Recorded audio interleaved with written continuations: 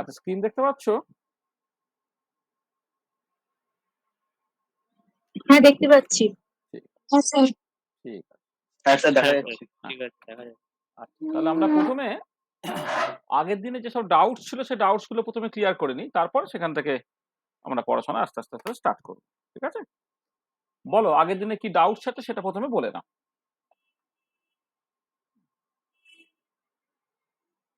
Sir, হ্যাঁ বলো। Sir বলছিলাম ওই অ্যাটমিক লাইন স্পেকট্রা সেখান থেকে একটা ইকুয়েশন বেরিয়েছিল, ওই রিডবার্গ কনস্ট্যান্ট নিয়ে, সেই ইকুয়েশনটা কি করে ফর্ম হচ্ছে আরেকবার বুঝিয়ে দেবেন? আচ্ছা, বলে দিচ্ছি। দেখো, তাহলে প্রথমে আমরা doubts clear.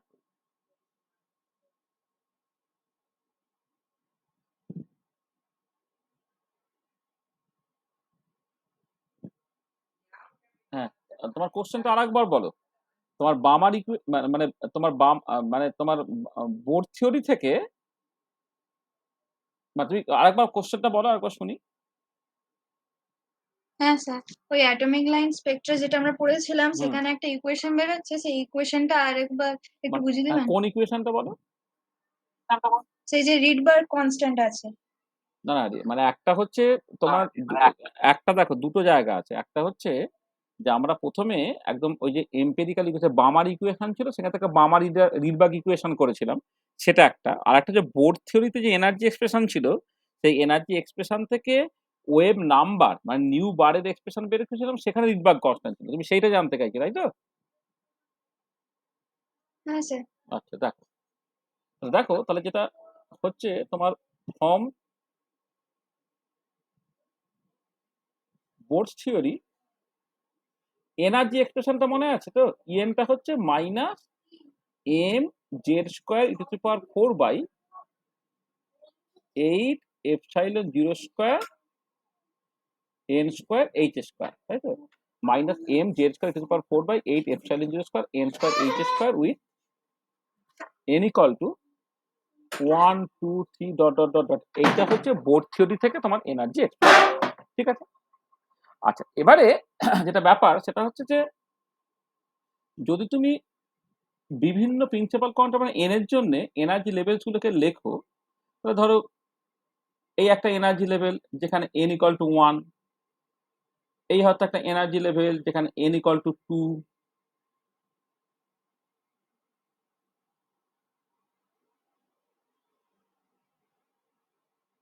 N equal to 2, এরকম যাচ্ছে তো।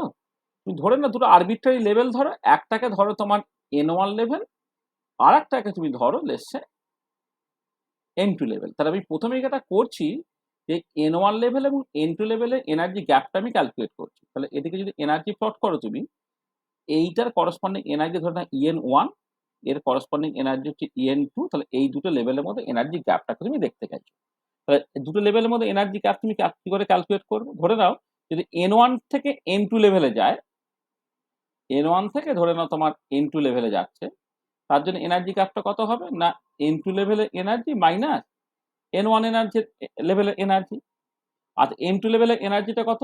Minus m Z square e to the power 4 divided by 8 epsilon 0 square n2 square h square, এইটা হবে মাইনাস n1 লেভেলের এনার্জি কত হবে? Minus m Z square e to the power 4/8 epsilon 0 square n1 square h square. কারণ এনার্জিটা quantum number n এর উপর depend করছে। যখন n এর ভ্যালু n2 তখন এনার্জি en2, যখন n এর ভ্যালু n1 তখন এনার্জি হচ্ছে তোমার মানে যখন n এর ভ্যালু n1 তখন এনার্জি হচ্ছে en1, এটা। আচ্ছা এবারে দেখো এইটা মাইনাস আছে, এখানে এখানেও একটা মাইনাস, এখানে একটা মাইনাস, তাহলে মাইনাস মাইনাস মিলে প্লাস হয়ে গেল। প্লাস হয়ে গেলে তুমি m Z square two the power 4/8 epsilon 0 square h square যদি কমন নিয়ে না পড়ে থাকে কত? 1/n1 square minus 1/n2 square, এটা পড়ে থাকে এটা। আচ্ছা এবারে এটা যদি তুমি হাইড্রোজেন অ্যাটমের জন্য করে নাও, ফর হাইড্রোজেন অ্যাটম জেড এর ভ্যালু 1 হয়ে যাচ্ছে, তখন এনার্জি গ্যাপটা কত হবে? তাহলে n1 লেভেল থেকে n2 লেভেলে গেলে এনার্জি গ্যাপটা হয়ে যাচ্ছে m E to the power 4 8 epsilon 0 square h square into 1/n1 square minus 1/n2 square. আচ্ছা, এবারে যেটা বিজ্ঞানী ম্যাক্স প্ল্যাঙ্ক যেটা বলেছিলেন যে এই দুটো লেভেলের মধ্যে এনার্জি গ্যাপটা না, এই যে এনার্জি গ্যাপটা তোমার এই এইচ নিউর সঙ্গে সমান হতে হবে। মানে এইচ হচ্ছে প্লাঙ্ক কনস্ট্যান্ট, নিউ হচ্ছে ফ্রিকোয়েন্সি, তার সঙ্গে সমান হলে তবেই তোমার একটা লেভেল থেকে আরেকটা লেভেলে ট্রানজিশনটা হবে। যেটা বোর্ড যে থিওরি, তার যে অ্যাজাম্পশন গুলো আছে, থার্ড অ্যাজাম্পশনের মধ্যে এটা আছে যে দুটো লেভেলের মধ্যে, মানে যদি তুমি এরকম করতে পারো যে এইচ নিউ বা তার ইন্টিগ্রাল মাল্টিপল অ্যামাউন্ট এনার্জি দাও, তাহলে n1 থেকে n2 লেভেলে চলে যেতে পারে, আর n2 লেভেল থেকে n1 লেভেল নাম দেখে তোমার এইচ নিউ অ্যামাউন্ট এনার্জি সে বেসিক্যালি ছেড়ে দেবে। তার মানে এই যে ডেল্টা ইটাকে তুমি এইচ নিউ দিয়ে সমান করে লিখতে পারো, যেখানে নিউটা হচ্ছে ট্রানজিশনের জন্য যে করসপন্ডিং ফ্রিকোয়েন্সি আছে সেটা। তাহলে দেন কি দাঁড়াচ্ছে, এইচ নিউটা সেইটা অ্যাকচুয়ালি ডেল্টা ই n1 লেভেল থেকে n2 লেভেলে গেলে এনার্জি গ্যাপের সঙ্গে সমান। আচ্ছা, এবারে আবার এইটাকে তুমি লিখতে পারো এইচ নিউ বার, ঠিক আছে? কারণটা কি, যে নিউ বারটা হচ্ছে তোমার ওয়েভ নাম্বার। সেই ওয়েভ নাম্বারটা হচ্ছে তোমার ওই তোমার ওয়েভ নাম্বারটা যেটা হয় এটা নিউ বাই সি হয় আর কি। এটা আমি ইলেকট্রোম্যাগনেটিক রেডিয়েশন আবার ভালো করে পড়াবো, আগে অলরেডি একবার বলেছি আমি এদেরকে, তোমরা একটু পরে শুরু করেছো বলে একটু হয়তো অসুবিধে। ওয়েভ নাম্বারের সঙ্গে ফ্রিকোয়েন্সি সম্পর্ক হচ্ছে এইটা, ওয়েভ নাম্বার হচ্ছে নিউ বাই সি। তারপর তুমি এইচ নিউটাকে এইচ সি নিউ বারও লিখতে পারো, সেটা হচ্ছে ডেল্টা ই n2 মাইনাস n1 হবে। তার মানে নিউ বারটা কত হবে, যে এই যে দুটো লেভেলের মধ্যে এনার্জি গ্যাপটা n1 লেভেল থেকে n2 লেভেলে গেলে যে এনার্জি গ্যাপ, তাকে যদি এইচ সি দিয়ে ভাগ করে দাও, তাহলে তুমি ওয়েভ নাম্বারটা পেয়ে যাবে। তার মানে কি হলো দেখো, এই যে ট্রানজিশন ফ্রিকোয়েন্সিটা যদি n1 লেভেল থেকে n2 লেভেলে যায়, সেটা হয়ে যাচ্ছে কত দেখো, ছিল কত m e⁴/8 epsilon 0 square h square ছিল, তাকে আর একটা সিএইচ দিয়ে ভাগ হয়ে গেল, আর এখানে পড়ে আছে কত 1/n1 square minus 1/n2 square. তার মানে দেখো, যেটা এই ট্রানজিশন ফ্রিকোয়েন্সিটা n1 থেকে n2 লেভেলে গেলে সেটা হয়ে গেল m e⁴/8 epsilon 0 square into ch cube into 1/n1 square minus 1/n2 square. এইটা এটা হলো। আর এবারে এই যে পার্টটা m e⁴/8 epsilon 0 square into ch cube, এই যে পার্টটা, এই যে এই যে পার্টটা, এই পার্টটা অ্যাকচুয়ালি একটা কনস্ট্যান্ট। দেখো, এমটা হচ্ছে ইলেকট্রনের মাস, ইটা হচ্ছে ইলেকট্রনের চার্জ, এপসাইলন হচ্ছে absolute permittivity of the vacuum, c হচ্ছে স্পিড অফ লাইট, এইচ হচ্ছে প্লাঙ্ক কনস্ট্যান্ট, এটা একটা কনস্ট্যান্ট। এইটাকে আমি নাম দিচ্ছি তোমার সকাল আর ইনফিনিটি নাম দিচ্ছি, যাকে বলা হচ্ছে তোমার Rydberg constant. This is the Rydberg constant, ঠিক আছে? তাহলে এইটা একটা কনস্ট্যান্ট, কারণ এখানে বাঁদিকে যে কোয়ান্টিটি গুলো আছে প্রত্যেকটা কোয়ান্টিটির ফিক্সড ভ্যালু আছে, এখানে এটা একটা রিডবার্গ কনস্ট্যান্ট। তাহলে তুমি কি পাচ্ছ, এইটা হচ্ছে তোমার সকালে এই রিডবার্গ কনস্ট্যান্ট হলো into 1/n1 square minus 1/n2 square. তার মানে এই যে ট্রানজিশন ফ্রিকোয়েন্সিটা n1 থেকে n2 লেভেলে গেলে তাকে তুমি এই ফর্মুলা দিয়ে লিখতে পারো, ঠিক আছে? এই ইকুয়েশনটাই তুমি চাইছিলে, তাই তো? হ্যাঁ স্যার, বুঝতে পেরেছি বুঝতে এবার। পেরেছো? হ্যাঁ। এবারে এইখান থেকে বিভিন্ন সিরিজ হুম। গুলো পাওয়া যাচ্ছিল। মানে আমি বলেছিলাম যে n1 টা যদি 1 বলো, আর n2 টা যদি তুমি 2, 3, 4, 5 ইত্যাদি বলো, তাহলে তুমি যে সিরিজটা পাবে সেটা হচ্ছে লাইম্যান সিরিজ। যদি n1 এর ভ্যালু তুমি n1 এর ভ্যালু যদি তুমি 2 বলো, আর n2 এর ভ্যালু যদি 3, 4, 5, 6 ডট ডট ডট ডট হয়, তখন সেটা হবে বার্মার সিরিজ। তারপরে n1 ইকুয়াল টু তোমার 3 হলো, এই n2 এর ভ্যালু যদি 4, 5, 6, 7 ডট ডট ডট হয়, তখন সেটা হচ্ছে পার্সেন্ট সিরিজ এন্ড সো অন। দেখো, প্রত্যেকের জন্য ডাউটসটা পরিষ্কার তো? কারো অসুবিধা নেই?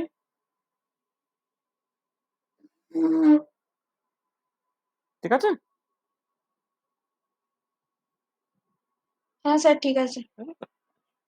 বলো, আর কারো কিছু অসুবিধা আছে? আমার লিমিটেশন অফ পোর থিওরি যে ফাইভ যেটা ছিল, মানে 5 পয়েন্টে যেটা ছিল, সেটা হচ্ছে ঠিক বুঝতে পারছি না। কি লেখা ছিল? লেখা রয়েছে যে আন্ডার হাই রেজলিউশন হ্যাঁ, আচ্ছা আচ্ছা, বুঝতে পেরেছি। হ্যাঁ, spectrophotometry it is observe that a particular হ্যাঁ, হ্যাঁ, spectral বুঝতে line পেরেছি, is বুঝতে পেরেছি, actually a বুঝতে পেরেছি। combination. হ্যাঁ, বুঝতে পেরেছি, আচ্ছা, বুঝতে পেরেছি। আচ্ছা এই সৌর্যা এবং ইয়ে মানে আমাদের তোর নামটা কি? মানে আমাদের সৌমিত্রদার মেয়ের নাম যেন কি? ভুলে গেলাম। হ্যাঁ? হ্যাঁ, কি যেন? তোর নাম কি রে? মন্ডল? হ্যাঁ স্যার, আমি হ্যাঁ, তোর নাম কি? স্বপ্নীলা। হ্যাঁ, স্বপ্নীলা স্যার লেখা আছে। স্বপ্নীলা, হ্যাঁ। ও স্বপ্ননীলা নয়, স্বপ্নীলা। হ্যাঁ। আচ্ছা, হ্যাঁ দেখ, আচ্ছা দেখ, মানে যেটা ব্যাপার হচ্ছে যে আমি না এই যে বাকি যারা আছে মানে তোদের দুজন বাদ দিলে বাকিদের না আমি যেটা করি কিছু ক্লাস অফলাইনে নিই, কিছু ক্লাস অনলাইনে নিই। হ্যাঁ? আগের দিন মানে গত সপ্তাহে আমি এদের অফলাইনে ক্লাস নিয়েছিলাম। সেই অফলাইন ক্লাসের মধ্যে আমি না ওই মানে ওই ডাউট গুলো ক্লিয়ার করে বোর্ড থিওরির লিমিটেশনস গুলো বলে দিয়েছিলাম। হ্যাঁ? তার করেসপন্ডিং একটা ভিডিও আমি তোদের পাঠিয়ে দেব। ঠিক আছে? অসুবিধা হবে না।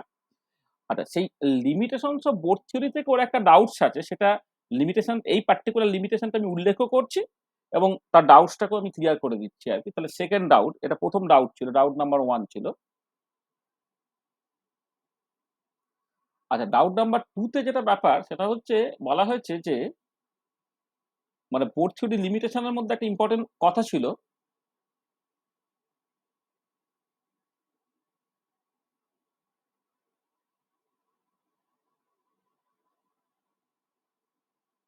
Board theory. তো ৭-৮টা লিমিটেশনের কথা বলা হয়েছে। তার মধ্যে একটা লিমিটেশন ছিল এরকম যে under high resolution spectrophotometer A spectral line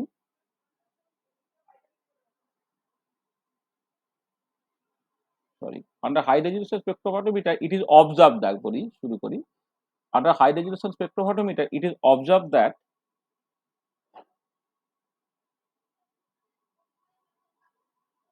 it is observed that a particular spectral line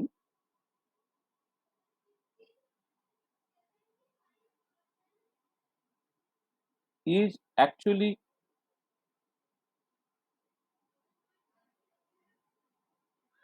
splitted into a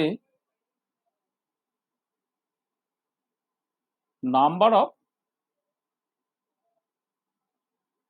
spectral lines. হ্যাঁ এটা this is called the fine structure of the spectra. এইটা এবার এই যে অবজারভেশনটা this observation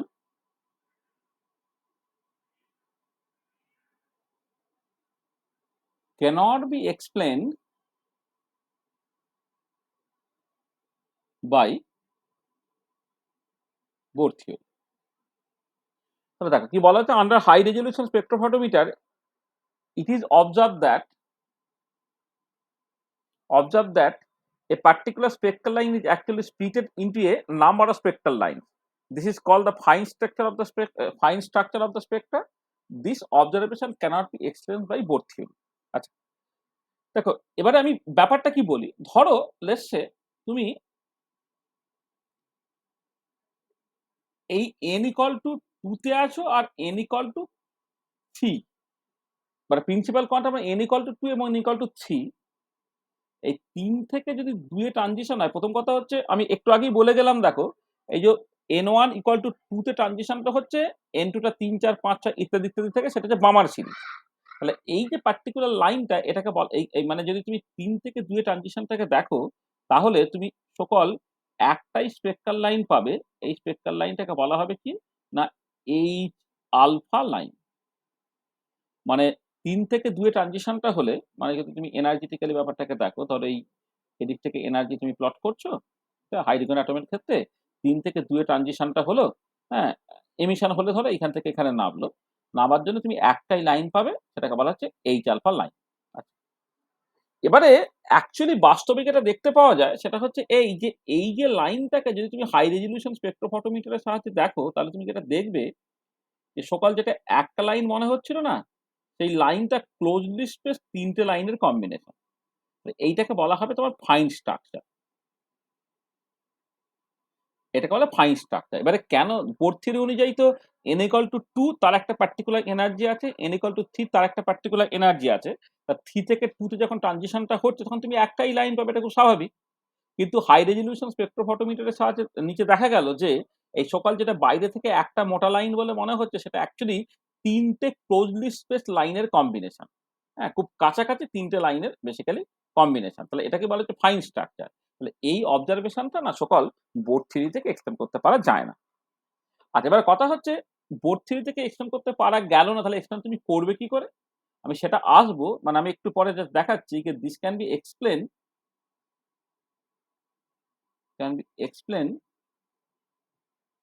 বোর থিওরির just তারপরে যে মডিফিকেশনটা আর কি সেইখান থেকে this can be explain by relativistic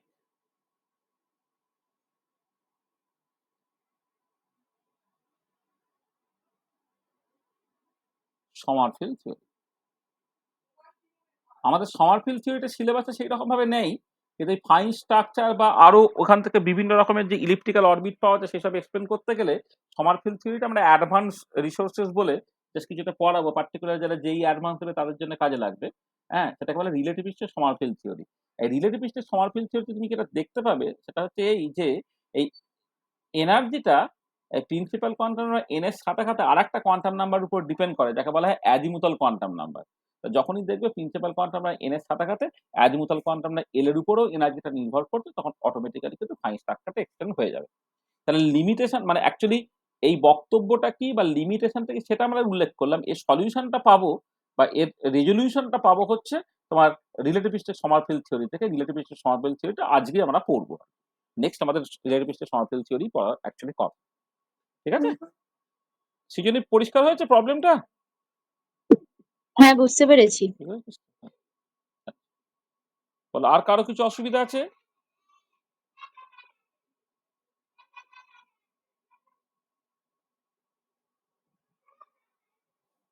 না স্যার। অসুবিধা নেই তো? আচ্ছা, কারো কোনো অসুবিধা নাই তো?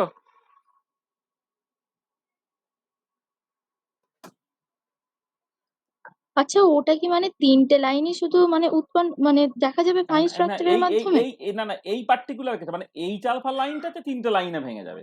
আর অন্য লাইন যখন তুমি দেখবে না এর থেকে বেশি লাইনে ভাঙতে পারে। ঠিক ও আছে? আচ্ছা, আচ্ছা, বুঝতে সেটা আমি পেরেছি। পরে দেখবো। হ্যাঁ, হ্যাঁ, মানে ধরো লেটস সে এটা হ্যাঁ, n = ৩ থেকে ২ এ ট্রানজিশন যেটা হচ্ছে সেটা একটা লাইন হওয়ার কথা, সেটা ৩টে লাইন হলো তো। তাহলে ৪ থেকে ৩ এ হ্যাঁ, ট্রানজিশন করছে ধরো। মানে n = 4 হ্যাঁ। থেকে n = 3 তে ট্রানজিশন করছে। তখন সেটা ৩টে লাইন না, ৩ এর বেশি লাইন হবে। এটা আমি দেখাবো তোমাকে। আচ্ছা, বুঝতে পেরেছি। ঠিক আছে? হুম। চল। তাহলে বাকিদের ক্ষেত্রে ঠিক আছে সব, এভরিথিং ইজ ফাইন। আমি এগোই এবারে তাহলে। ডাউটস আর কিছু নেই? হ্যাঁ? আচ্ছা, তাহলে আজকে যে জিনিসটা পড়াচ্ছি সেটা তোমার নিটের সিলেবাসে সেভাবে উল্লেখ করা নাই, কিন্তু এটা তোমাদের জানতে হবে কারণ এখান থেকে মানে তবে তোমাদের আসলে 4টে কোয়ান্টাম নাম্বারের ব্যাপার আছে কিন্তু। মানে নিটের ক্ষেত্রে তোমার সমারফিল্ড থিওরি আলাদা করে উল্লেখ করা নাই।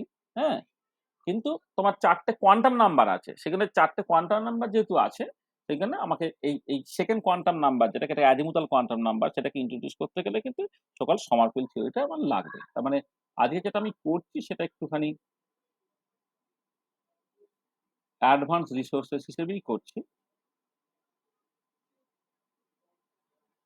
সেটা হচ্ছে সমারফিল্ড থিওরি। খুব ব্রিফলি করব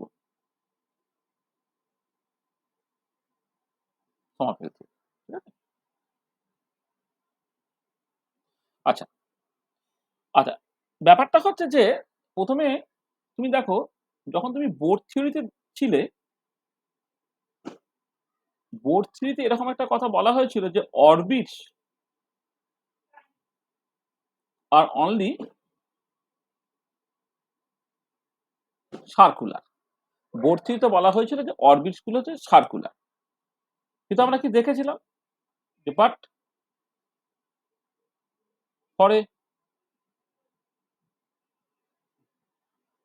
সেন্ট্রাল ফোর্স প্রবলেম, যেমন ধরো তুমি সূর্যকে কেন্দ্র করে যখন পৃথিবী ঘুরছে সেটাকে সেন্ট্রাল ফোর্স প্রবলেম, নিউক্লিয়াসকে কেন্দ্র করে যখন ইলেকট্রন ঘুরছে হাইড্রোজেন অ্যাটম বা hydrogen like one electron system, সেটা একটা central force problem. Central force problem কি সেটা আমরা আগে ভালো করে আলোচনা করেছি। পরে central force problem, orbits are in general elliptical। Orbit গুলো কিন্তু ইন জেনারেল ইলিপ্টিক্যাল, তার মানে তুমি যদি দেখো মানে সার্কেলটা হচ্ছে একটা স্পেশাল কাইন্ড অফ ইলিপস, ঠিক আছে? তাহলে বোর থিওরিতে তুমি সেই স্পেশাল কাইন্ড অফ ইলিপস অর্থাৎ শুধুমাত্র সার্কেলটাই পাচ্ছ, কিন্তু অ্যাকচুয়াল সিচুয়েশন অরবিটস কিন্তু ইন জেনারেল ইলিপ্টিক্যাল। এবারে কোশ্চেনটা হচ্ছে যদি অরবিটস গুলো ইলিপ্টিক্যাল হয় তুমি সেটাকে এক্সপ্লেন করবে কি করে, এবং সেই এক্সপ্লেনেশনটাই আসবে বেসিক্যালি সমারফিল্ড থিওরি থেকে। তাহলে এইটা যে এই অরবিটস গুলো in general elliptical, this can be explain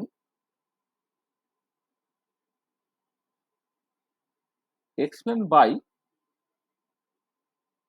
non-relativistic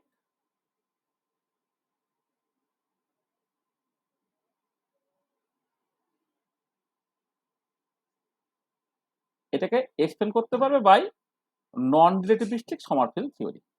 ব্যাপারটা কিরকম দেখো, যদি তোমার সার্কুলার অরবিট হয়,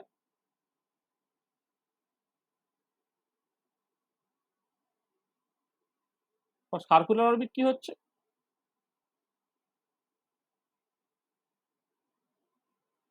এই তো।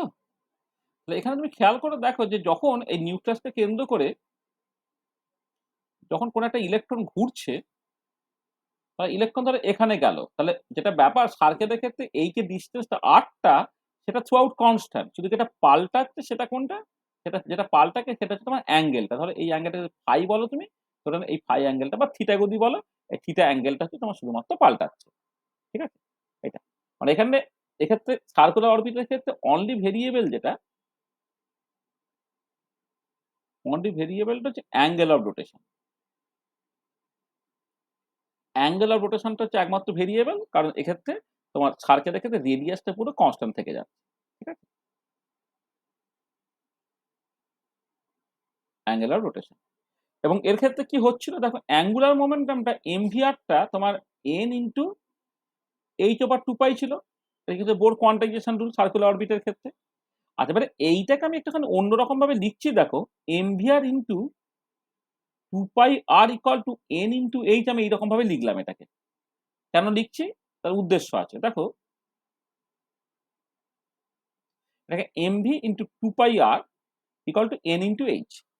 আচ্ছা, এমভিতে কি, এমভিটা হচ্ছে দেখো তার মোমেন্টাম, লিনিয়ার মোমেন্টাম। আর 2 পাই আরটা কি, 2 পাই আরটা হচ্ছে যে যখন সে ঘুরছে এই পুরোটা ঘুরলে যে অ্যাঙ্গেলটা কভার করা হয় সেটা হচ্ছে 2 পাই আর। সেটাকে না ম্যাথামেটিক্যাল ল্যাঙ্গুয়েজ একটা ওরকম সাইক্লিক ইন্ট্রিগ্রাল এইরকম ভাবে লিখতে হবে, এরকম একটা এই সাইন তাতে গোল করে তাকে সাইক্লিক ইন্ট্রিগ্রাল বলে আর কি। হ্যাঁ, p into cyclic integral of d phi this is equal to N into h. এইটা পর তুমি এটা লিখতে পারো, এক্ষেত্রে লিনিয়ার মোমেন্টাম পি সেটা কিন্তু কনস্ট্যান্ট, সেটা তুমি এটাকে ভেতরে ঢুকিয়ে দিয়ে পি ইন্টু ডি ফাই, হ্যাঁ সরি এটাকে ডি ফাই না করে, সরি এটা ভুল হলো, এটাকে অ্যাকচুয়ালি লেখা উচিত হচ্ছে তোমার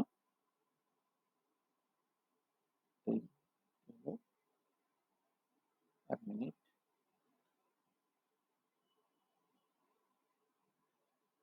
এটাকে এইরকম ভাবে না করে লেখা উচিত হচ্ছে তোমার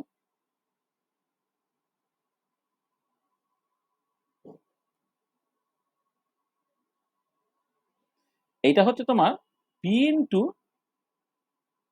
এবারে এই 2 পাই একটা সার্কামফারেন্সটা, এই সার্কামফারেন্সটা না আমি জাস্ট ইচ্ছে করে এই নাম দিলাম ডি কিউ, এরকম একটা সিম্বল ইউজ করলাম, P cyclic integral D Q equal to N into আর।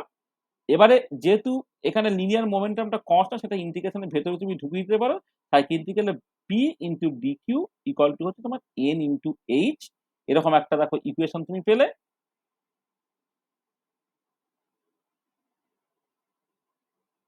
এরকম একটা ইকুয়েশন পেলে,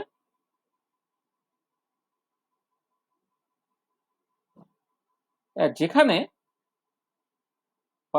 n equal to 1 2 3 dot dot dot. দেখো যেটা যেটা সার্কুলার অরবিটের ক্ষেত্রে যেটা আমরা বোর কোয়ান্টাইজেশন রুলটাকে পেয়েছিলাম, অ্যাঙ্গুলার মোমেন্টামটা M V R equal to N into H over 2 pi. এইটাকে আমি জাস্ট লিখলাম কিরকম ভাবে, 2 পাইটা এখানে গুণ করে দিলাম, তার মানে M V into 2 pi R equal to N into H. আর 2 পাই আরটা কত, এই টোটাল সারকামফারেন্সটা, যদি আরটা রেডিয়াস হয় টোটাল সারকামফারেন্সটা 2 পাই আর, তাহলে এবারে এম ভিটা হচ্ছে লিনিয়ার মোমেন্টাম। আর 2 পাই আরটাকে তুমি লিখতে পারো সাইক্লিক ইন্টিগ্রাল ডিকিউ এইরকম ভাবে, হ্যাঁ, যেখানে এখানে পিটা হচ্ছে তোমার মোমেন্টাম বা linear momentum,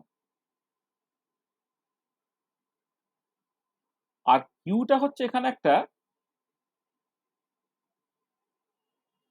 generalise position. Generalise পজিশনটাকে তুমি জাস্ট কিউ এই সিম্বল দিয়ে ব্যবহার করো। কখন কেউ এক্স ব্যবহার করে, কেউ আর ব্যবহার করে, এখানে এক্স ওয়াই জেড ব্যবহার করে, এখানে জাস্ট পি ব্যবহার করছে, এটা হচ্ছে জেনারেলাইজ পজিশন। ঠিক আছে, যেটা হলো দেখো, যে যেহেতু এই পার্টিকুলার কেসে তোমরা জানো যে তোমার এই যখন ঘুরছে তখন সর্বত্র স্পিডটা কনস্ট্যান্ট থাকে। স্পিডটা কনস্ট্যান্ট থাকতে বলে পি ইন্টু সাইক্লিং এটা D Q equal to N into H, বা cyclic integral P D Q equal to N into H. ঠিক আছে, তার মানে এটা হচ্ছে তোমার যে এরকম একটা ইকুয়েশন তুমি পাচ্ছ যেখানে n ইকুয়াল টু 1 2 3। দেখো তো এই ইকুয়েশনটা বুঝতে পারলে? ঠিক আছে, ঠিক আছে। ঠিক আছে তো। আচ্ছা, এবারে কথা হচ্ছে যে যখন তোমার ইলিপ্টিক্যাল অরবিট হবে,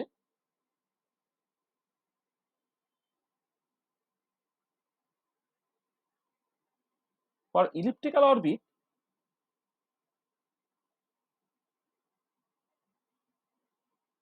এই ধরো একটা ইলিপস, ইলিপসটা তুমি একটা সেমি মেজর অ্যাক্সিস আঁকলে, একটা মেজর অ্যাক্সিস আঁকলে, একটা মাইনর অ্যাক্সিস আঁকলে। আচ্ছা, এবারে ধরে নাও এখানে একটা ফোকাস, এই নিউক্লিয়াসটা থাকে হচ্ছে তোমার ফোকাসে। ঠিক আছে, এবারে ধরে নাও একটা ইলেকট্রন, নেগেটিভ ইলেকট্রন, সে বেসিক্যালি ঘুরছে। তুমি খেয়াল করো তাহলে এইখানে যখন ছিল তখন ডিস্টেন্স যদি আর হয়, ধরে নাও R1 হয়, তখন এইখানে যাচ্ছে দেখো ডিস্টেন্সটাও পাল্টে যাচ্ছে, এবং তার সঙ্গে সঙ্গে দেখো অ্যাঙ্গেলটাও সকাল পাল্টে যাচ্ছে। যে অ্যাঙ্গেলটা পাল্টাচ্ছে, ডিস্টেন্সটা পাল্টাচ্ছে। দেখো এইখানে থাকলে তার ডিস্টেন্সটা ম্যাক্সিমাম, আবার যদি এখানে থেকে থাকে এখানে ডিস্টেন্সটা মিনিমাম। হ্যাঁ, একটা এপিহেলিক্যাল পজিশন আর একটা পেরিহেলিক্যাল পজিশন বলা হয়।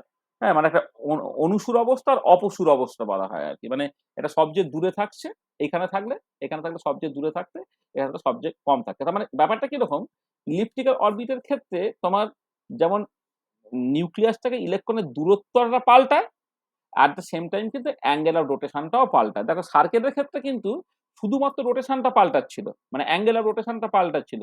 রেডিয়াসটা এখানেও যেমন আর, এখানেও আর, রেডিয়াসটা পাল্টাচ্ছিল না, কিন্তু এখানে দুজনেই পাল্টাচ্ছে। মানে এখানে যেটা দাঁড়াচ্ছে, দেয়ার আর টু ভেরিয়েবল, তারা কি আর অ্যান্ড থিটা, তাহলে এখানে দুটোই ভেরিয়েবল হয়ে গেল। আচ্ছা, এবার দুটোই যদি ভেরিয়েবল হয়ে যায় তাহলে যেটা ইম্পর্টেন্ট পয়েন্ট, যে আগের ক্ষেত্রে কারণ তুমি একটা ইকুয়েশন পেয়েছিলে, এখানটা কিন্তু তুমি দুটো ইকুয়েশন পাবে। কি কি? তুমি উই গেট, তখন আমি যেটা পাবো, we get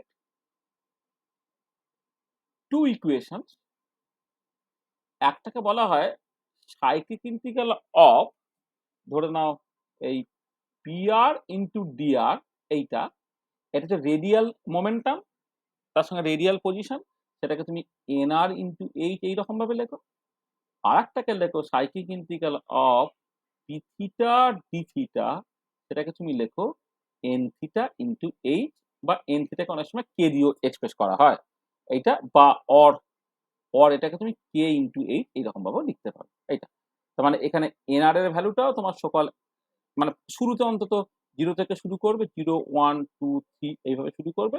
R N theta বা কে, তার ভ্যালুটা হচ্ছে তোমার 0 1 2 3 এখান থেকে তোমার স্টার্ট করবে। তার মানে দেখো, যেটা আগের ক্ষেত্রে ছিল তোমার একটা ইকুয়েশন, এখন দুটো ইকুয়েশন চলে এলো। একটা cyclic integral pr dr equal to nr into h, cyclic integral p theta equal to n theta into H.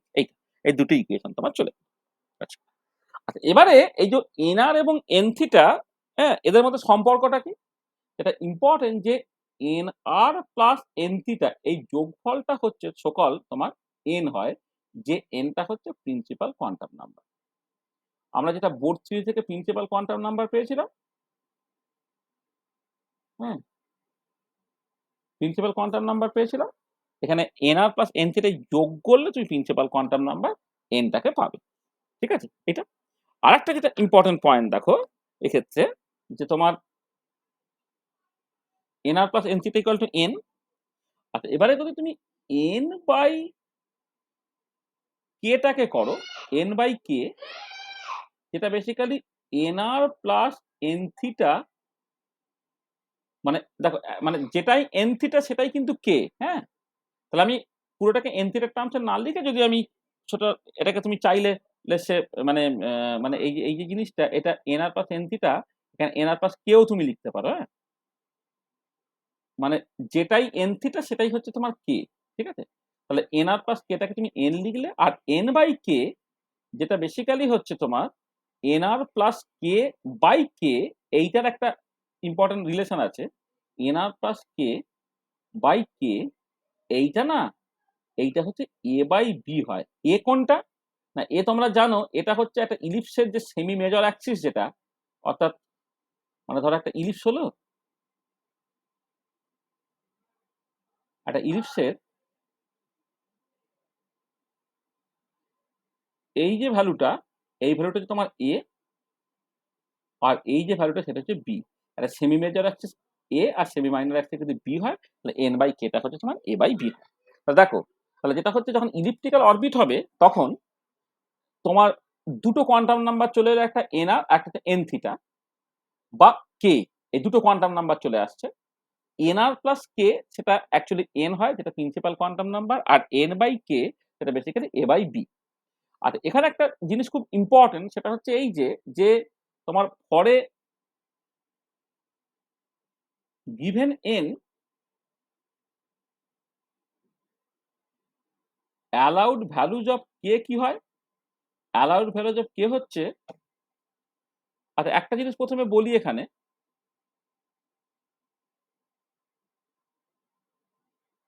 দেখো প্রথমে দেখো যদি কে এর ভ্যালু জিরোটা হতে পারবে না, কে এর ভ্যালু জিরো হলে কি হয় না, কে এর ভ্যালু জিরো হলে দেখো এখানে বিটা তোমার জিরো হতে হবে। তাহলে বিটা যদি জিরো হতে হয় তখন কি হবে না, এই যে বিটা যদি জিরো হয়, দেখো এই যে এটা বড় আছে, বিটা যদি তোমার জিরো করে দেয়, এখানে তো নিউক্লিয়াস আছে, তো ইলেকট্রনটা তো এই বরাবর ঘুরছে। এবারে যদি তুমি সামাও বিটাকে জিরো করে দাও, তার মানে কি, তার মানে ইলেকট্রনটা কি করতে হবে না, তোমাকে এই যে নিউক্লিয়াসকে পুড়ে তার একটা অসিলেটরি মোশন হতে হবে। তার মানে কি, তখন ইলেকট্রনটা নিউক্লিয়াস দিয়ে পাস করতে হবে, যেটা অসম্ভব।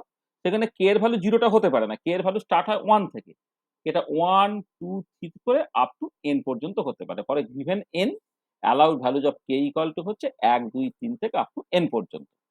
আচ্ছা, এবারে পরে ল্যাটার যখন তুমি পরে শিখবে, ল্যাটার কে ইজ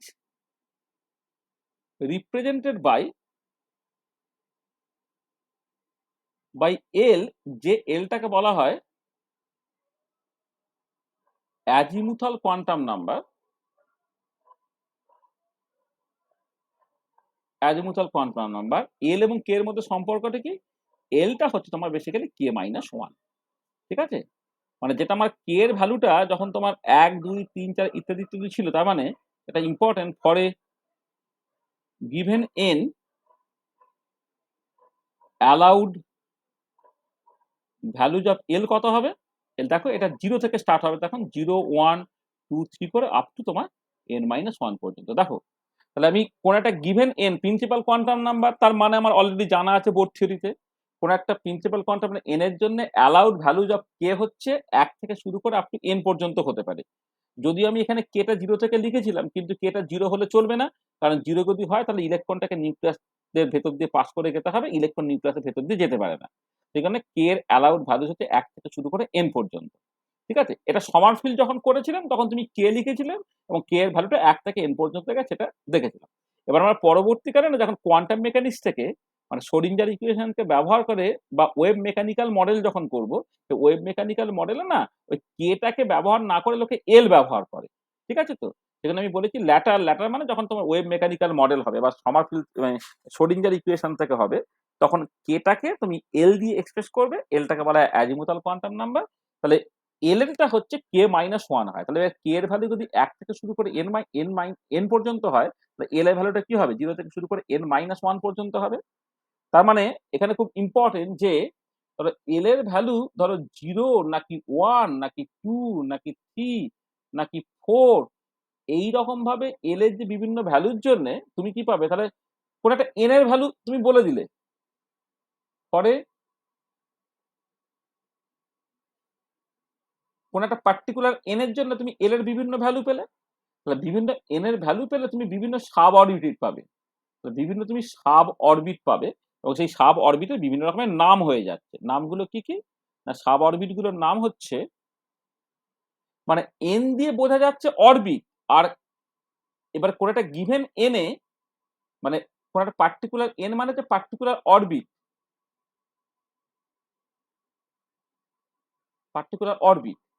কিন্তু এবার এই পার্টিকুলার অরবিটের মধ্যে আবার বিভিন্ন এল এর ভ্যালু 0 1 2 3 4 হতে পারে বলে তুমি পাচ্ছ হচ্ছে এস পি ডি এফ, এসব পাচ্ছ। এদেরকে বলা হয় তোমার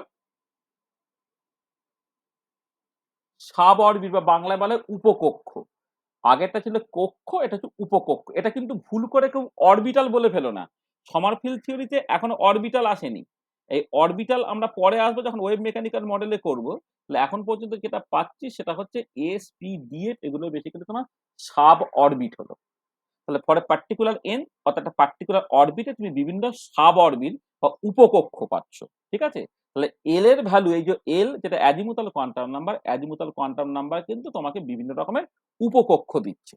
ঠিক আছে, বিভিন্ন রকমের উপকক্ষ দিল। ঠিক আছে, তাহলে কি হলো দেখো, তার মানে তুমি যখন সকল সমারফিল্ড থিওরিতে যখন সার্কুলার থেকে ইলিপ্টিক্যাল অরবিটে যাচ্ছ, তখন এখানে যেমন একটা ইকুয়েশন ছিল, এখন এখানে দুটো ইকুয়েশন চলে এলো। এটা প্রথম কথা। আচ্ছা, এবারে এই দুটো ইকুয়েশনে যেখানে এন আর আর এন থিটা বা এন আর এবং কে যে ব্যবহার করা আছে, এন আর প্লাস কে সেটা actually principal quantum number, capital মানে এন এর সঙ্গে সমান হয়। প্রিন্সিপাল কোয়ান্টাম নাম্বার আমরা অলরেডি জানি, তার অ্যালাউড ভ্যালু হচ্ছে যে কোনো positive integer 1 2 3 4 dot dot dot dot. আর কি, আর হচ্ছে এন এবং কে তারা কিভাবে রিলেটেড না, এন বাই কে হচ্ছে এই যে ইলিপ্টিক্যাল অরবিটটা তুমি পাচ্ছ, সেই ইলিপ্টিক্যাল অরবিটের সেমি মেজর অ্যাক্সিস এ আর সেমি মাইনর অ্যাক্সিস বি, এদের রেশিওটা হচ্ছে বেসিক্যালি এন বাই কে। কোন একটা গিভেন এন এর জন্য তোমার অ্যালাউড ভ্যালু অফ কে হচ্ছে 1 থেকে শুরু করে আপ টু এন পর্যন্ত। পরবর্তীকালে দেখবে, এখন তুমি কে ব্যবহার করতেই পারতে, কিন্তু পরবর্তীকালে লোক আর কে ব্যবহার করে না, এল ব্যবহার করে। কে এবং এল এর মধ্যে সম্পর্কটা কি, এলটা হচ্ছে কে মাইনাস ওয়ান, সেই এলটাকে আমি বলবো অ্যাজিমুথাল কোয়ান্টাম নাম্বার। ওটা গিভেন এন এ অ্যালাউড ভ্যালুজ অফ এল হচ্ছে 0 থেকে শুরু করে এন মাইনাস ওয়ান পর্যন্ত, এবং এল এর বিভিন্ন ভ্যালুর উপরে নির্ভর করে তোমার সাব অরবিট গুলো, বিভিন্ন সাব অরবিট পাচ্ছ বা উপকক্ষ পাচ্ছ, এবং সেই উপকক্ষগুলোর নাম কি না s p d f and so on. এই পর্যন্ত পরিষ্কার হয়েছে? হ্যাঁ হ্যাঁ স্যার। আচ্ছা হ্যাঁ স্যার। আচ্ছা, হ্যাঁ স্যার। এবারে দেখো, এবারে তুমি খেয়াল করো, ধরো এন ইকুয়াল টু 1। আচ্ছা, এন ইকুয়াল টু 1 হলে এল এর ভ্যালু কত হবে? শুধুমাত্র 0 হবে, তাই তো? মানে এল এর ভ্যালু তো 0 থেকে শুরু করে এন মাইনাস ওয়ান পর্যন্ত, যে লিখেছিলাম এল এর ভ্যালুটা 0 থেকে শুরু করে এন মাইনাস ওয়ান পর্যন্ত। তার মানে যখন এন এর ভ্যালু 1 হচ্ছে, এল এর ভ্যালু কত হবে? 0 হবে। তাহলে কোন একটা গিভেন এন এর জন্য যদি এল এর ভ্যালুটা 0 হয়, তাহলে সেইটাকে বলা হয় তোমার 1s সাব অরবিট। হ্যাঁ, আচ্ছা, এটা 1s সাব অরবিট। আচ্ছা, এবারে দেখো তোমার এই যে এন বাই কে মানে কত হবে, তাহলে n by l plus one. এই যে দেখো এখানে খেয়াল করো, এই যে এলটা তো কে মাইনাস ওয়ান, তাহলে কেটা কত? L plus one. তাহলে এন বাই কে যদি আমি এ বাই বি বলি, তার মানে কি n by l plus one, এইটা এইটা বেসিক্যালি কি এ বাই বি। তাহলে এখান থেকে খেয়াল করে দেখো, তাহলে এ বাই বিটা অ্যাকচুয়ালি কি দাঁড়াচ্ছে এখানে, বা আমি অন্যভাবে এইটাকে আগে লিখে দিই, তাহলে তোমার লিখতে সুবিধা হবে। তাহলে একটা ইলিপসের ক্ষেত্রে এ বাই বি, যেটা একটা ইলিপসের ক্ষেত্রে, একটা ইলিপসের ক্ষেত্রে এ বাই বি যেটা এন বাই কে, অর্থাৎ n by l plus one, এইটা ঠিক আছে। তাহলে আমাদের কেসে কি এন এর ভ্যালু 1 আর এল এর ভ্যালু 0, 0 প্লাস 1, তার মানে কত? এটা 1 বেরোলো। তার মানে কি দাঁড়াচ্ছে এখান থেকে, দেখো এ ইকুয়াল টু বি হয়ে যায়। আচ্ছা, একটা ইলিপসের এ ইকুয়াল টু বি হয়ে গেলে সেটা কেমন দেখতে হয়ে যাবে? এ ইকুয়াল টু বি হয়ে যাবে মানে বেসিক্যালি তোমার সার্কেল হয়ে গেল। আর ইলিপসের ক্ষেত্রে এ ইকুয়াল টু বি যদি হয়ে গেলে, তাহলে কি হচ্ছে? এটা সার্কেল হয়ে গেল না, তাই না? হ্যাঁ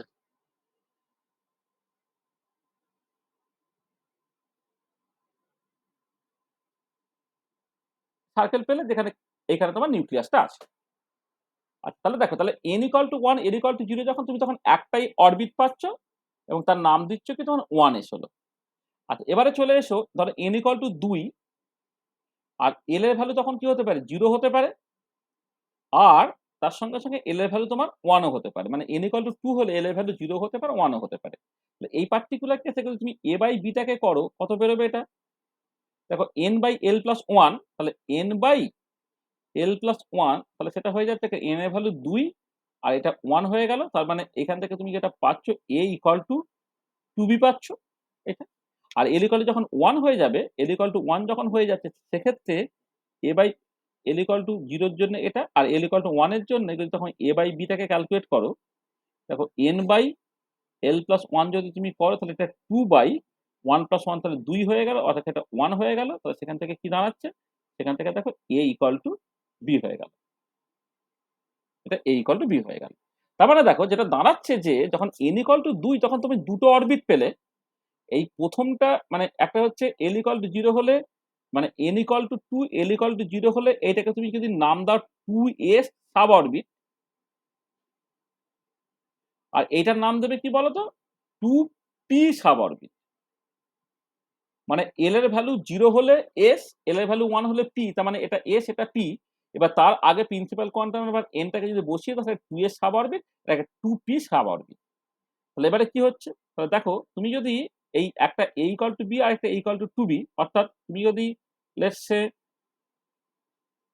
মানে আমি তোমায় দেখাই, ধরো এইটা মোটামুটি মাঝখান, এইটা কি ডবল করে এইটা ধরো এই করলে, ধরো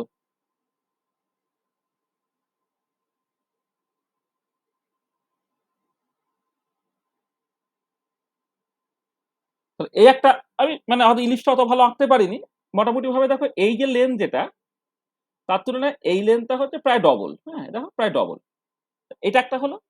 আর এইখানে তোমার কিন্তু নিউক্লিয়াসটা আছে, এটা হচ্ছে ফোকাস। মানে তুমি জাস্ট,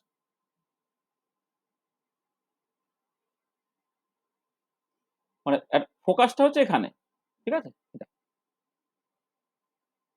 আর একটা কি হবে, যদি তুমি ফোকাসটাকে না পাল্টাবে মনে করো, এরপরে যেটা হবে সেখানে তোমার এ আর বি তোমার সমান হয়ে যাচ্ছে, অর্থাৎ তুমি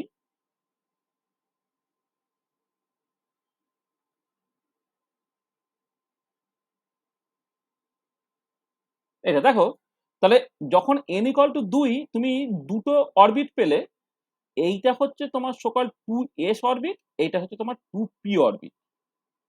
এই যে 2p এর জন্য কি হচ্ছে, এটা a ইকুয়াল টু b অর্থাৎ সার্কুলার হলো, আর 2s এর জন্য কি হচ্ছে তখন a ইকুয়াল টু 2b। তাহলে তুমি যদি এই সেমি মেজর অ্যাক্সিস, মানে শেষেরটা দেখো পরিষ্কার, এই সেমি মেজর অ্যাক্সিস যতটা, সেমি মাইনর অ্যাক্সিস ততটা।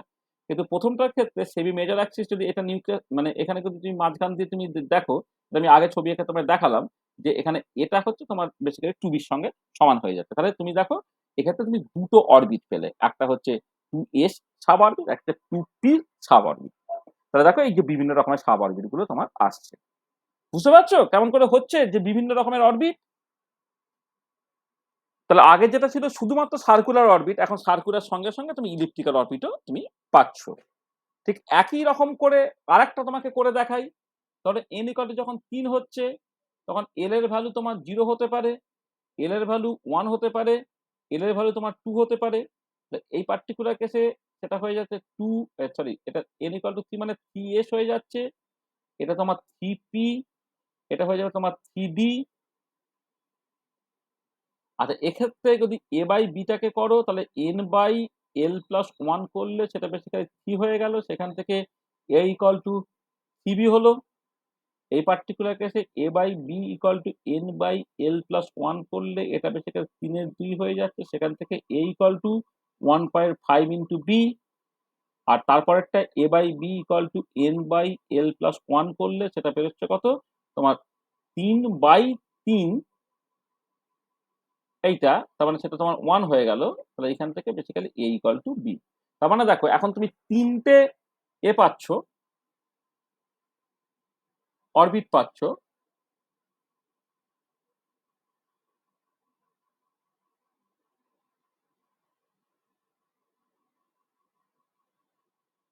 এইটা একটা পেলে, ধরো এইটা যদি তোমার ফোকাস হয়, তারপরে ধরো একটা পেলে,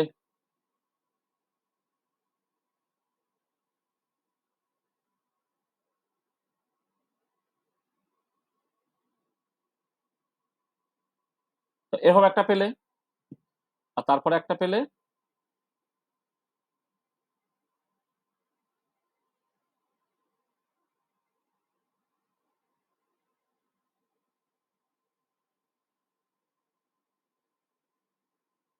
এটা হচ্ছে ছবিটা, 1 সেকেন্ড, 1.5 গুণ, তো 1.5 গুণটা হলে তোমার এটা থেকে এটা একটুখানি বড় হয়ে গেছে, একটুখানি কমিয়ে দিই।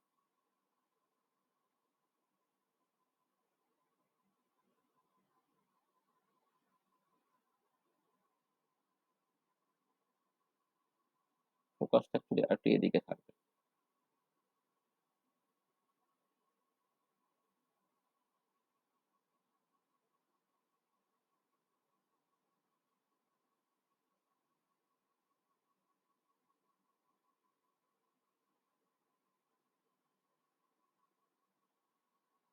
হুম, এটা একটা হলো, ধরো সেকেন্ডটা,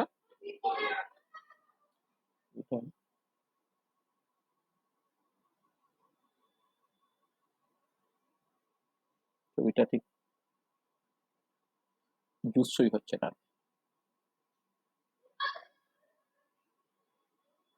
এটা ধরো সেকেন্ডটা, আর থার্ডটা ধরো হয়ে গেল তোমার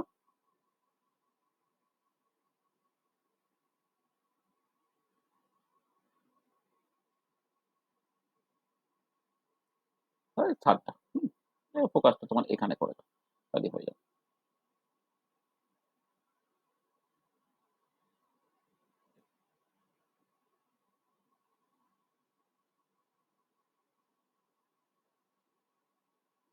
দেখো তাহলে কি হলো, তুমি এইটা পেলে 3s অরবিটাল, এইটা পেলে 3p অরবিটাল, আর এইটা পেলে তোমার 3d, মানে অরবিটাল মানে sub orbit, 3s sub orbit, এটা 3p সাব অরবিট, এটা 3d সাব অরবিট। তারপরে দেখো তুমি এখন কি পাচ্ছ না, n = 3 এর জন্য 3টে সাব অরবিট পেয়ে যাচ্ছে। তার মানে বুঝতে পারলে যে তোমার সমারফিল্ড থিওরিতে কেমন করে শুধুমাত্র সার্কুলার অরবিট না পেয়ে তুমি ইলিপ্টিক্যাল অরবিটে পেতে পারছো। তো এই জায়গাটা পরিষ্কার তো? তাহলে এই যে রিলেশনটা আমি এখানে শেখালাম যে n/k = a/b, সেইখান থেকে যে বিভিন্ন রকমের অরবিট গুলোকে পাওয়া যায় সেটা তুমি দেখতে পাচ্ছ। ঠিক আছে, হচ্ছে? হ্যাঁ। আচ্ছা আচ্ছা, এবারে এইখানে যেটা একটা ভীষণ ইম্পর্টেন্ট পয়েন্ট, সেটা হচ্ছে এই যে ইন দা, এইটাকে, এটা হচ্ছে নন রিলেটিভিস্টিক সমারফেল্ড থিওরি, যেটাকে আলোচনা করা হচ্ছে সেটা হচ্ছে নন রিলেটিভিস্টিক সমারফেল্ড থিওরি। নিশ্চিত?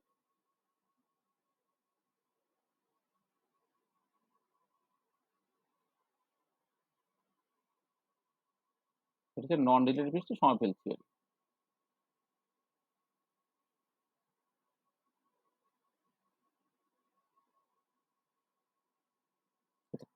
আচ্ছা, যেটা ইম্পর্টেন্ট এখানে, এখানে না এনার্জিটা কিন্তু পাল্টায় না, জানো? এনার্জি এক্সপ্রেশনটা still En = -mz²/8ε0² n² h² with n = 1 2 3 সেটাই থাকছে। অর্থাৎ নন রিলেটিভিস্টিক সমারফেল্ড থিওরিতে কিন্তু এনার্জিটা কিচ্ছু পাল্টায় না, এনার্জিটা যেমন থাকে এক্স্যাক্টলি সেটাই থাকছে। ঠিক আছে, তারপরে this is exactly the same that is obtained from Bohr theory। মানে নন রিলেটিভিস্টিক সমারফেল্ড থিওরিতে কিন্তু এনার্জি এক্সপ্রেশনটা বোর থিওরি থেকে যে প্রেডিক্টেড ভ্যালু এক্স্যাক্টলি তার সঙ্গে সমান হচ্ছে। তার মানে তোমার নন রিলেটিভিস্টিক সমারফেল্ড থিওরিতে কিন্তু তুমি ফাইন স্ট্রাকচার কোনোভাবেই এক্সপ্লেন করতে পারবে না। ফাইন স্ট্রাকচার মানে ওই যে একটা লাইন যে একাধিক লাইনের অ্যাকচুয়ালি ভেঙে যাচ্ছে, যে একটা লাইন একাধিক লাইনে ভেঙে যাচ্ছে, সেই পার্টটাকে ইন্টারপ্রিট করতে গেলে তোমার এনার্জিটা শুধুমাত্র প্রিন্সিপাল কোয়ান্টাম নাম্বার n এর উপর ডিপেন্ড করলে চলবে না, এনার্জিটা প্রিন্সিপাল কোয়ান্টাম নাম্বারের সাথে সাথে অ্যাজিমুথাল কোয়ান্টাম নাম্বার l এর উপরে ডিপেন্ড করতে হবে। কিন্তু নন রিলেটিভিস্টিক সমারফেল্ড থিওরিতে কিন্তু এনার্জির এক্সপ্রেশনটা একদম পাল্টায় না। মানে বোর্ড থিওরি থেকে যে ভ্যালুটা বেরোয় এক্স্যাক্টলি সেটাই তুমি পাও। তার মানে এই নন রিলেটিভিস্টিক সমারফিল্ড থিওরিতে তোমার যেটা এক্সট্রা লাভ হলো সেটা হচ্ছে এই যে বোর্ড থিওরিতে শুধুমাত্রই সার্কুলার অরবিট পাওয়া যায় এটা বলা হয়েছিল, কিন্তু এক্ষেত্রে তুমি সার্কুলার অরবিটের সাথে সাথে ইলেকট্রিক্যাল অরবিটটাকে পেলে। তাহলে আমি যে এই অ্যাডভান্স রিসোর্সেস হিসেবে যেটা একটুখানি অ্যাডভান্স লেভেলের কথা বলছি আর কি, যেটা তোমার দেখবে নিটে এইখান থেকে কোশ্চেন্স কম আছে, কিন্তু কোয়ান্টাম নাম্বার এল সেখান থেকে যে সাব অরবিট এই কনসেপ্ট গুলোকে আনতে গেলে তাহলে এই জায়গাটা একটুখানি বোঝার তোমার দরকার আছে আর কি। হ্যাঁ, সেই জন্য ওই ডিরেক্টলি উল্লেখ করা নেই সমারফেল্ড থিওরি বলে, কিন্তু এটা তোমার জানতে হবে। তবে যে কোনো বইও তোমার সামান্য উল্লেখ করা আছে, ছায়া প্রকাশনের বই বা এই ধরনের বই করলে দেখবে তোমার উল্লেখ করা আছে আর কি। ঠিক আছে, এটা তাহলে এই যতটুকু বলেছে এই জায়গাটা কারো যদি অসুবিধা হয় বলে, একটু শক্ত জিনিস হচ্ছে, যদি স্টিল কারো অসুবিধা থাকে তো বলো, আমি আবার সেটা বলতে পারি। কোনো অসুবিধা আছে?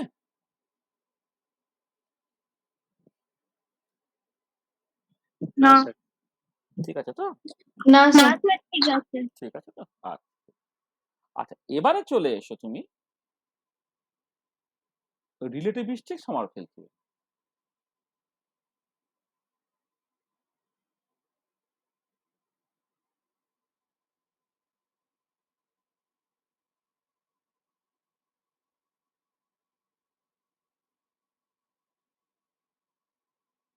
Relativistic Sommerfeld theory. আচ্ছা, ব্যাপারটা হচ্ছে যে নন রিলেটিভিস্টিক সমারফেল্ড থিওরিতে মাস অফ দ্য ইলেকট্রন সেটাকে কনস্ট্যান্ট ধরে নেওয়া হতো। মানে এখানে এই যে রিলেটিভিস্টিক যখন নন রিলেটিভিস্টিক সমারফেল্ড থিওরি করা হচ্ছে, সেখানে এই mass of the electron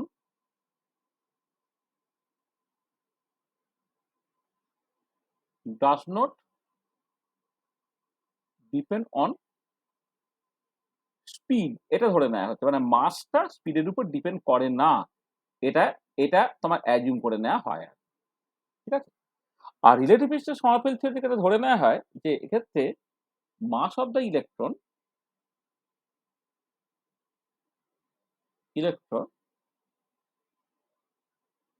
depends on speed. কেমন করে? যে এমটাকে লিখতে হয় এই রেস মাস m0 বাই √ওভার of 1 minus v square by c square. এটা আইনস্টাইনের বিখ্যাত ইকুয়েশন, যেখানে m0টাকে বলা হয় রেস্ট মাস। রেস্ট মাস মানে হচ্ছে যখন ধরো ভেলোসিটি অফ দ্য পার্টিকেল হচ্ছে 0, ভি ইকুয়াল টু 0, তখন এম ইকুয়াল টু m0, সেটাকে রেস্ট মাস বলে। আর এমটাকে বলা হয়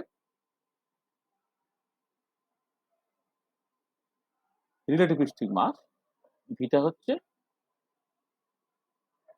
স্পিড অফ দ্য ইলেকট্রন বা স্পিড অফ দ্য পার্টিকেল,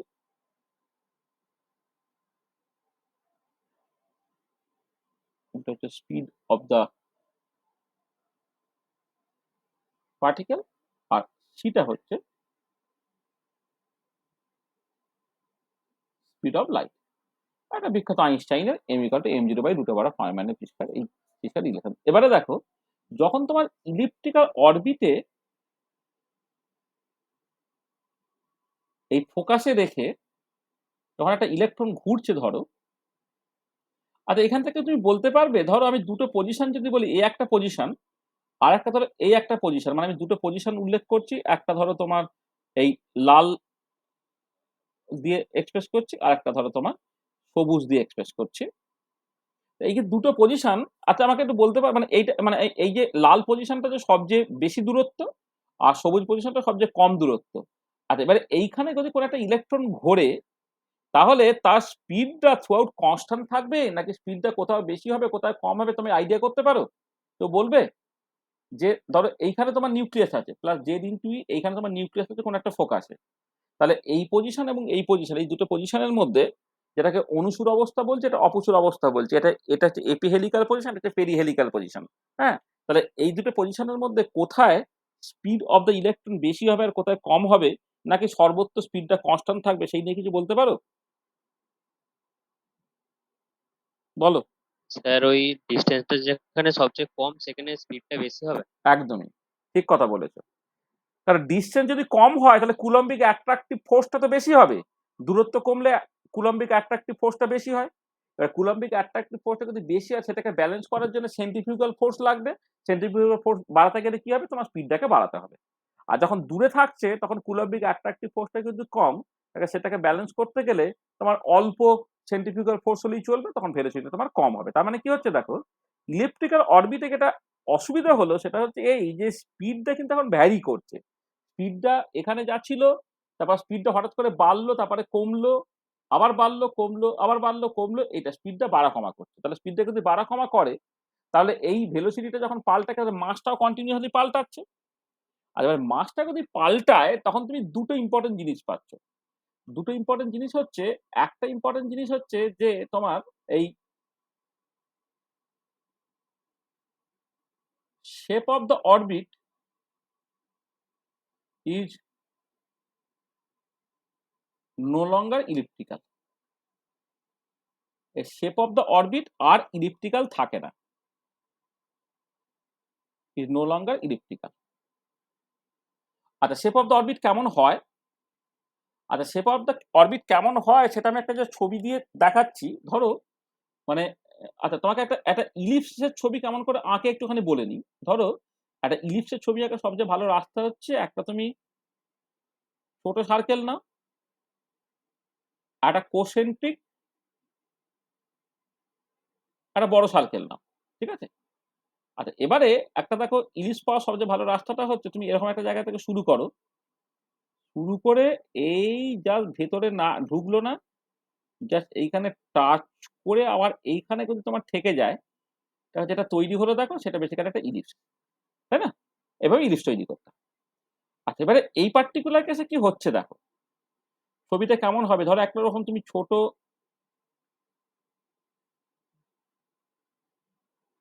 ছোট সার্কেল ধরলে, আর একটা ধরো তুমি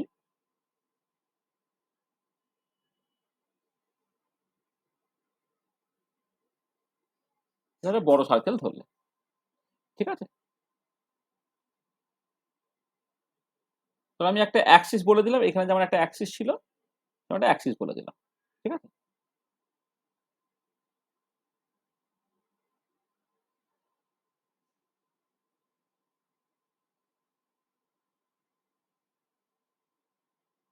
পয়েন্টগুলোর মানে তোমাকে পরে বুঝিয়ে দিচ্ছি। কি হচ্ছে দেখো, ধরো তুমি এই জায়গা থেকে স্টার্ট করলে, এই জায়গা থেকে স্টার্ট করলে, করে তুমি ভাবছিলে কি ঠিক আগের মতো একটা ইলিপস তৈরি করবে, কিন্তু আনফর্চুনেটলি যেখান থেকে শুরু করেছিল এখানে যেমন সেখানেই গিয়ে শেষ হলো, সেখানে শেষ না হয়ে সে কি করছে বলতো, এই পাশের জায়গায় চলে যাচ্ছে, এই পাশের জায়গায় এসে বেশি ঘুরে যাচ্ছে।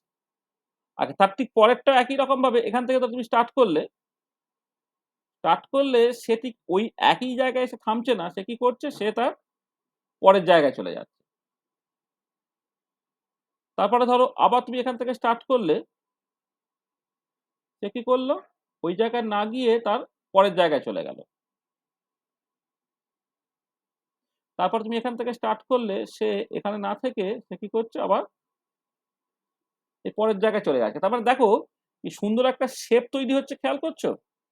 একটা ফুলের পাপড়ির মতো একটা সুন্দর শেপ তৈরি হচ্ছে, এইটা গিয়ে তোমার এখানে গেল। তারপরে এখান থেকে স্টার্ট করে সে এখানে গেল, এখান দিয়ে স্টার্ট করে সে আবার এখানে এলো, এখান থেকে স্টার্ট করে সে এখানে এলো, এখান থেকে স্টার্ট করে এখানে এলো,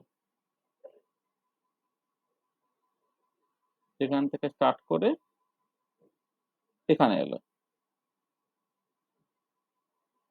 এখান থেকে স্টার্ট করে এখানে এলো, আর ফাইনালি কিন্তু আলটিমেটলি কমপ্লিটটা হলো এইখান থেকে স্টার্ট করে দেখো সে আবার সেই আগের জায়গায় তোমার ফিরে এলো। এখানে আগের জায়গায় তোমার ফিরে এলো। এটা এটা বাজে হয়ে গেল শেষটা। এখান থেকে স্টার্ট করলো, করে সে এখান থেকে গিয়ে এখান থেকে এক্সট্রা ঘুরে সে এই জায়গায় চলে এলো। তাহলে যে এই যে আগে যেটা ছিল যে একদম যে জায়গা থেকে শুরু করে একবার ঘুরি সে জায়গায় চলে আসছে, এখন সেটা হচ্ছে না। এখন দেখা একটা সুন্দর এরকম একটা মানে ফুলের পাপড়ির মতো একটা সুন্দর শেপ তৈরি করছে, শেপ তৈরি করে তারপর সে আগের জায়গায় আসছে, ঠিক আছে? তখন দেখো এখন শেপটা কিন্তু পুরোপুরি তোমার মানে একদম অন্যরকম হয়ে গেল আরকি। ঠিক আছে? তো এই যে পার্টিকুলার কাইন্ড অফ শেপ যেটা তৈরি হচ্ছে মানে একটা ফুলের পাপড়ির মতো পেটাল লাইক যে শেপটা একে বলা হচ্ছে রসেটি। তাহলে this petal like shape is called ROSETT রসে। তারপরে আগের মতো close periodic orbit elliptical orbit না পেয়ে তুমি কি পেলে তার বদলে রসিটি পেলে। তার মানে রিলেটিভিস্টিক সমারফেল থিওরিতে এইটা প্রথম পাল্টে গেল। হ্যাঁ? তোমার জাস্ট এরকম ক্লোজড ইলিপ্টিক্যাল অরবিটের বদলে তুমি এরকম রসিটি পেলে। তাহলে ডিফারেন্সটা পরিষ্কার তো? বুঝতে পারলে ডিফারেন্সটা কি হলো? হুম, ছবির ডিফারেন্সটা পরিষ্কার তো? মানে আগের মতো যে হলো না সেটা বুঝতে পেরেছো তো? হ্যাঁ হ্যাঁ ঠিক আছে? হ্যাঁ স্যার। হুম।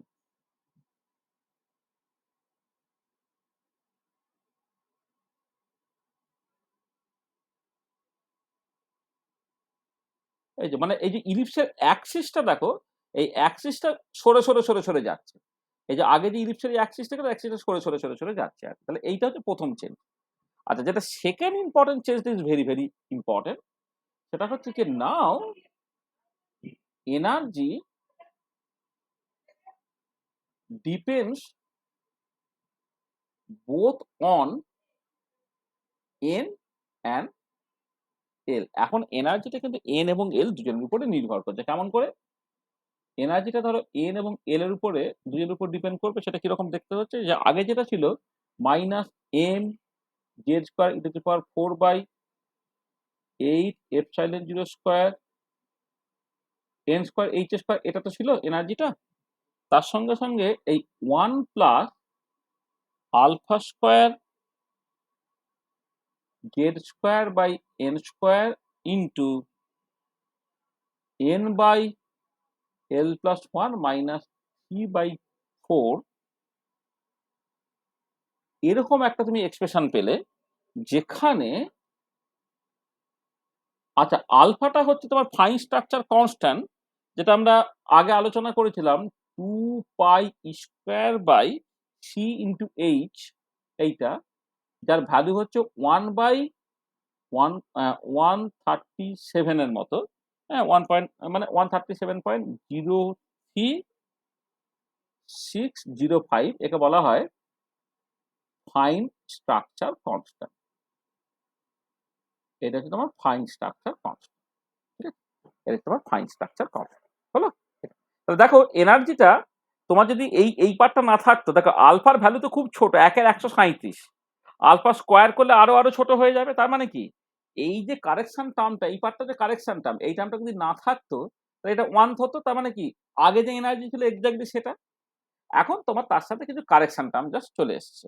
ঠিক আছে? এইটা তাহলে এই দেখো এনার্জিটা এখন কিন্তু প্রিন্সিপাল কোয়ান্টাম নাম্বার যখন এন এর উপর যেমন ডিপেন্ড করছে, অ্যাট দ্য সেম টাইম কিন্তু এল এর উপর ডিপেন্ড করছে, অ্যাজিমুথাল কোয়ান্টাম নাম্বার এল এর উপরেও কিন্তু সেই ডিপেন্ডেন্সটা আসছে আর কি। ঠিক আছে? এইটা তাহলে এই এখন এনার্জি এক্সপ্রেশনটা পাল্টে গেছে। তোমার এনার্জিটা এখন দেখো রিলেটিভিস্টিক সমারফেল থিওরিতে এনার্জিটা প্রিন্সিপাল কোয়ান্টাম নাম্বারের সাথে সাথে কিন্তু তোমার অ্যাজিমুথাল কোয়ান্টাম নাম্বার এর উপরেও ডিপেন্ডটা করলো। ঠিক আছে? এটা আচ্ছা, এবারে দেখো, এবারে ধরো তুমি লেটসে ধরো এরকম একটা বললাম, তোমার তোমার ধরো এন এর ভ্যালু তুমি ধরো তুমি 2 বললে, এন এর ভ্যালু 2 বললে। ঠিক আছে? এন এর ভ্যালু 2 হলে এল এর ভ্যালু কি হতে পারে? 0 হতে পারে প্রথমে। তার যে করসপন্ডিং তখন অরবিটালটার নাম কত ছিল? 2s এরকম নাম ছিল। তাহলে ই ফর দা 2s বা 20, তার এনার্জিটা কত হবে? দেখো এইখানে যে এনার্জিটা ছিল ঠিক আছে, এটা হচ্ছে তুমি ধরে নাও এটা এটা একটা এনার্জি ছিল, E2 একটা এনার্জি ছিল। মানে এটা হচ্ছে মানে কি বলবো, মানে এটাকে তুমি জাস্ট বলতে পারো যে শুধুমাত্র বোর থিওরি থেকে বা নন রিলেটিভিস্টিক সমারফেল থিওরি যে এনার্জিটা হওয়ার কথা ছিল সেই এনার্জিটা, তার সঙ্গে কি থাকছে না 1 plus alpha square Z square by n এর ভ্যালু 2 বসালে বাই 4 হলো। আর এখানে কি হচ্ছে দেখো, এখানে কি হবে এন এর জায়গায় তোমার 2 বসাচ্ছ, আর এল প্লাস 1 এর জায়গায় তোমার 1 বসছে, মাইনাস তোমার 3/4। এইটা মানে এন এর জায়গায় 2 বসালাম, এল এর জায়গায় 0 বসালাম, তার মানে এটা 2/1 অর্থাৎ 2 হলো, 2 - 3/4 হলো। তখন এনার্জিটা কত হচ্ছে? E2 ইন্টু 1 প্লাস 2 মাইনাস 3 এর 4 মানে কত? 2 মাইনাস 3 এর 4 মানে হচ্ছে 5 এর 4, তাই তো? 5 এর 4 হলে এটা 5 এর একবারে 5 এর 16 into alpha square Z square হয়ে গেল এইটা। এই যে মানে এখানে তুমি জাস্ট 2 মাইনাস 3 এর 4 মানে 5 এর 4, 5 এর 4 কে 4 দিয়ে গুণ করলে 5 এর 16 এইটা হলো। আচ্ছা এবারে n এর ভ্যালু 2 আর l এর ভ্যালু যদি 1 বলো অর্থাৎ 2p, তার এনার্জিটা কত? E21 টা কত হবে? দেখো এবারে n এর ভ্যালু যদি একই আছে তাহলে যে প্রথম পার্টটা যা ছিল তাই রয়ে গেল, সেটা E2 হলো। মানে যেখানে E2 টা একটুখানি বলে নিই, যেখানে E2 টা হচ্ছে কি কত বলো তো? মাইনাস m, আর এখানে মাইনাসটাকে আলাদা করে রেখে দিতে পারো তুমি চাইলে, মাইনাসটা যেমন আছে থাক। আচ্ছা ঠিক আছে, মানে অসুবিধা নেই। এটা minus m Z square e to the power 4 by 8 epsilon 0 square h square into 4। তাহলে n এর ভ্যালু শুধুমাত্র 2টা তুমি বসিয়ে দিয়েছো, এইটা হচ্ছে E2। আর এবারে চলে এসো, n এর ভ্যালু 2 আর l এর ভ্যালু 1 হলে কি হবে? এই প্রথম পার্টটা যেমন E2 আছে, E2 রয়ে গেল এটা। তার সঙ্গে কি হচ্ছে 1 প্লাস, আর এখানে এক কাজ করি তো আমি না, মানে যেটা করছি যে একটুখানি মাইনাস সাইনটা একটুখানি রাখছি, হ্যাঁ? এইটা হচ্ছে প্লাসটাকে লিখে দিচ্ছি, এই মাইনাসটাকে ইনক্লুড করে রাখছি, হ্যাঁ? মানে মাইনাস সাইনটাকে আর ইটুর মধ্যে না ঢুকিয়ে দিয়ে মাইনাস থেকে আলাদা করে আছে সেটা একটুখানি দেখানোর জন্য এটাকে আমি রেখে দিচ্ছি। যেখানে ইটুর ভ্যালুটা হচ্ছে, বা তুমি চাইলে হচ্ছে ইটু মড দিয়ে লিখতে পারো, এটাকে ইটু মড দিয়ে লিখতে পারো, ইটু মড দিয়ে লিখতে পারো, হ্যাঁ? যেখানে ইটু মডটা হচ্ছে তোমার বেসিক্যালি এইটা, মানে ম্যাগনিটিউডটাকে নিচ্ছি আর কি, হ্যাঁ? মানে মাইনাস সাইনটা বাদ দিয়ে বাকিটা একা রাখছি। তাহলে 1 প্লাস, দেখো alpha square Z square by 4, এবার এটা কত হবে? এটা দেখো বেসিক্যালি এই n বাই l প্লাস 1, তাহলে n by l plus 1, l এর ভ্যালু কিন্তু 1 বসিয়ে দাও, তাহলে 2 বাই 2 অর্থাৎ 1 হলো 1 মাইনাস 3 এর 4, এইটা কি দাঁড়াচ্ছে? এটা মাইনাস E2 ইন্টু 1 প্লাস এটা 1 মাইনাস 1 এর 4 মানে 1 এর 4 অর্থাৎ alpha square Z square by 16 হলো এইটা, ঠিক আছে? আচ্ছা তুমি আমাকে জাস্ট এইটুকু বলো তো, তাহলে এই যে E20 মানে বেসিক্যালি হচ্ছে E20 মানে হচ্ছে তোমার E2s, আর E21 মানে হচ্ছে তোমার E এনার্জি ফর 2p। তাহলে এই যে দুটো এক্সপ্রেশন আমি লিখে রেখেছি, এই যে E2s এর এনার্জি এক্সপ্রেশন আমি লিখে রাখলাম, আর E2p এর এনার্জি এক্সপ্রেশন লিখে রাখলাম, এই দুটোর মধ্যে কোনটা বেশি কোনটা কম বলো তো দেখি। খেয়াল রাখবে আগে কিন্তু একটা মাইনাস সাইন আছে, দেখো মাইনাস সাইনটাকে বাদ দিলে কোনটা বেশি কোনটা কম? এখানে 5 এর 16 আছে, এখানে 1 এর 16 আছে, তাহলে মাইনাস সাইনটাকে ইনক্লুড না করলে কোনটা বেশি কোনটা কম?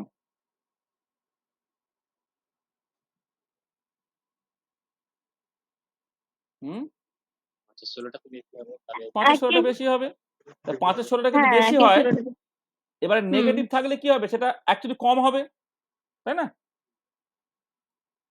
মানে ধর একটা -5 আর -7, তাহলে 7টা 5 এর থেকে বড়, তাহলে -7 তো -5 এর থেকে কম, তাই না?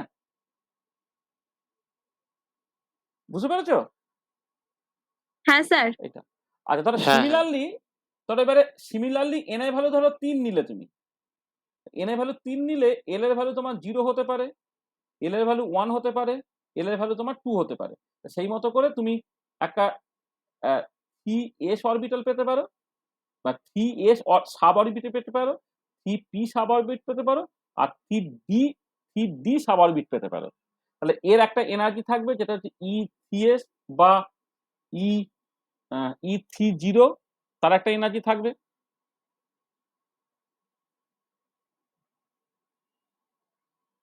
E30 একটা এনার্জি হবে, এর একটা এনার্জি পাবে E3p, সেটা E31, এর একটা এনার্জি পাবে E3d অর্থাৎ E32, এদের একটা এনার্জি এক্সপ্রেশন থাকবে, সেটাকে তুমি ক্যালকুলেট করতে পারবে, সেটা তোমাকে হোমওয়ার্ক হিসেবে দিলাম। মানে হোমওয়ার্ক হিসেবে দিলাম মানে হচ্ছে যে এই যে এক্সপ্রেশনটা আছে সেই এক্সপ্রেশনে তোমাকে n এর জায়গায় 3 বসাতে হবে, আর l এর জায়গায় একবার 0 একবার 1 একবার 2 বসাবে, যেমন এখানে পেয়েছো ঠিক সেরকম ভাবে তুমি বসাতে পারবে, ঠিক আছে? আচ্ছা তাহলে কি হলো দেখো, তুমি যদি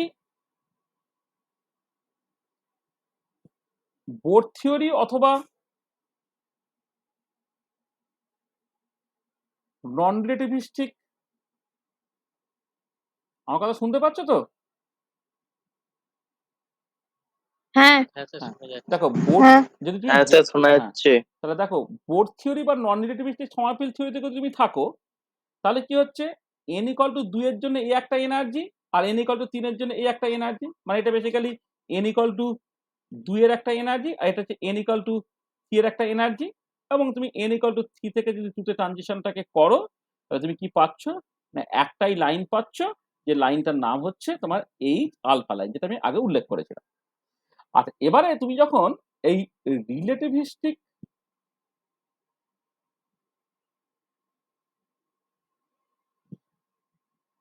সমাপিল থিওরিতে গেলে কি হলো, দেখো এদিকে এনার্জি লেখো, এদিকে এনার্জি লেখো, দেখো এই যে এনার্জি লেভেলটা,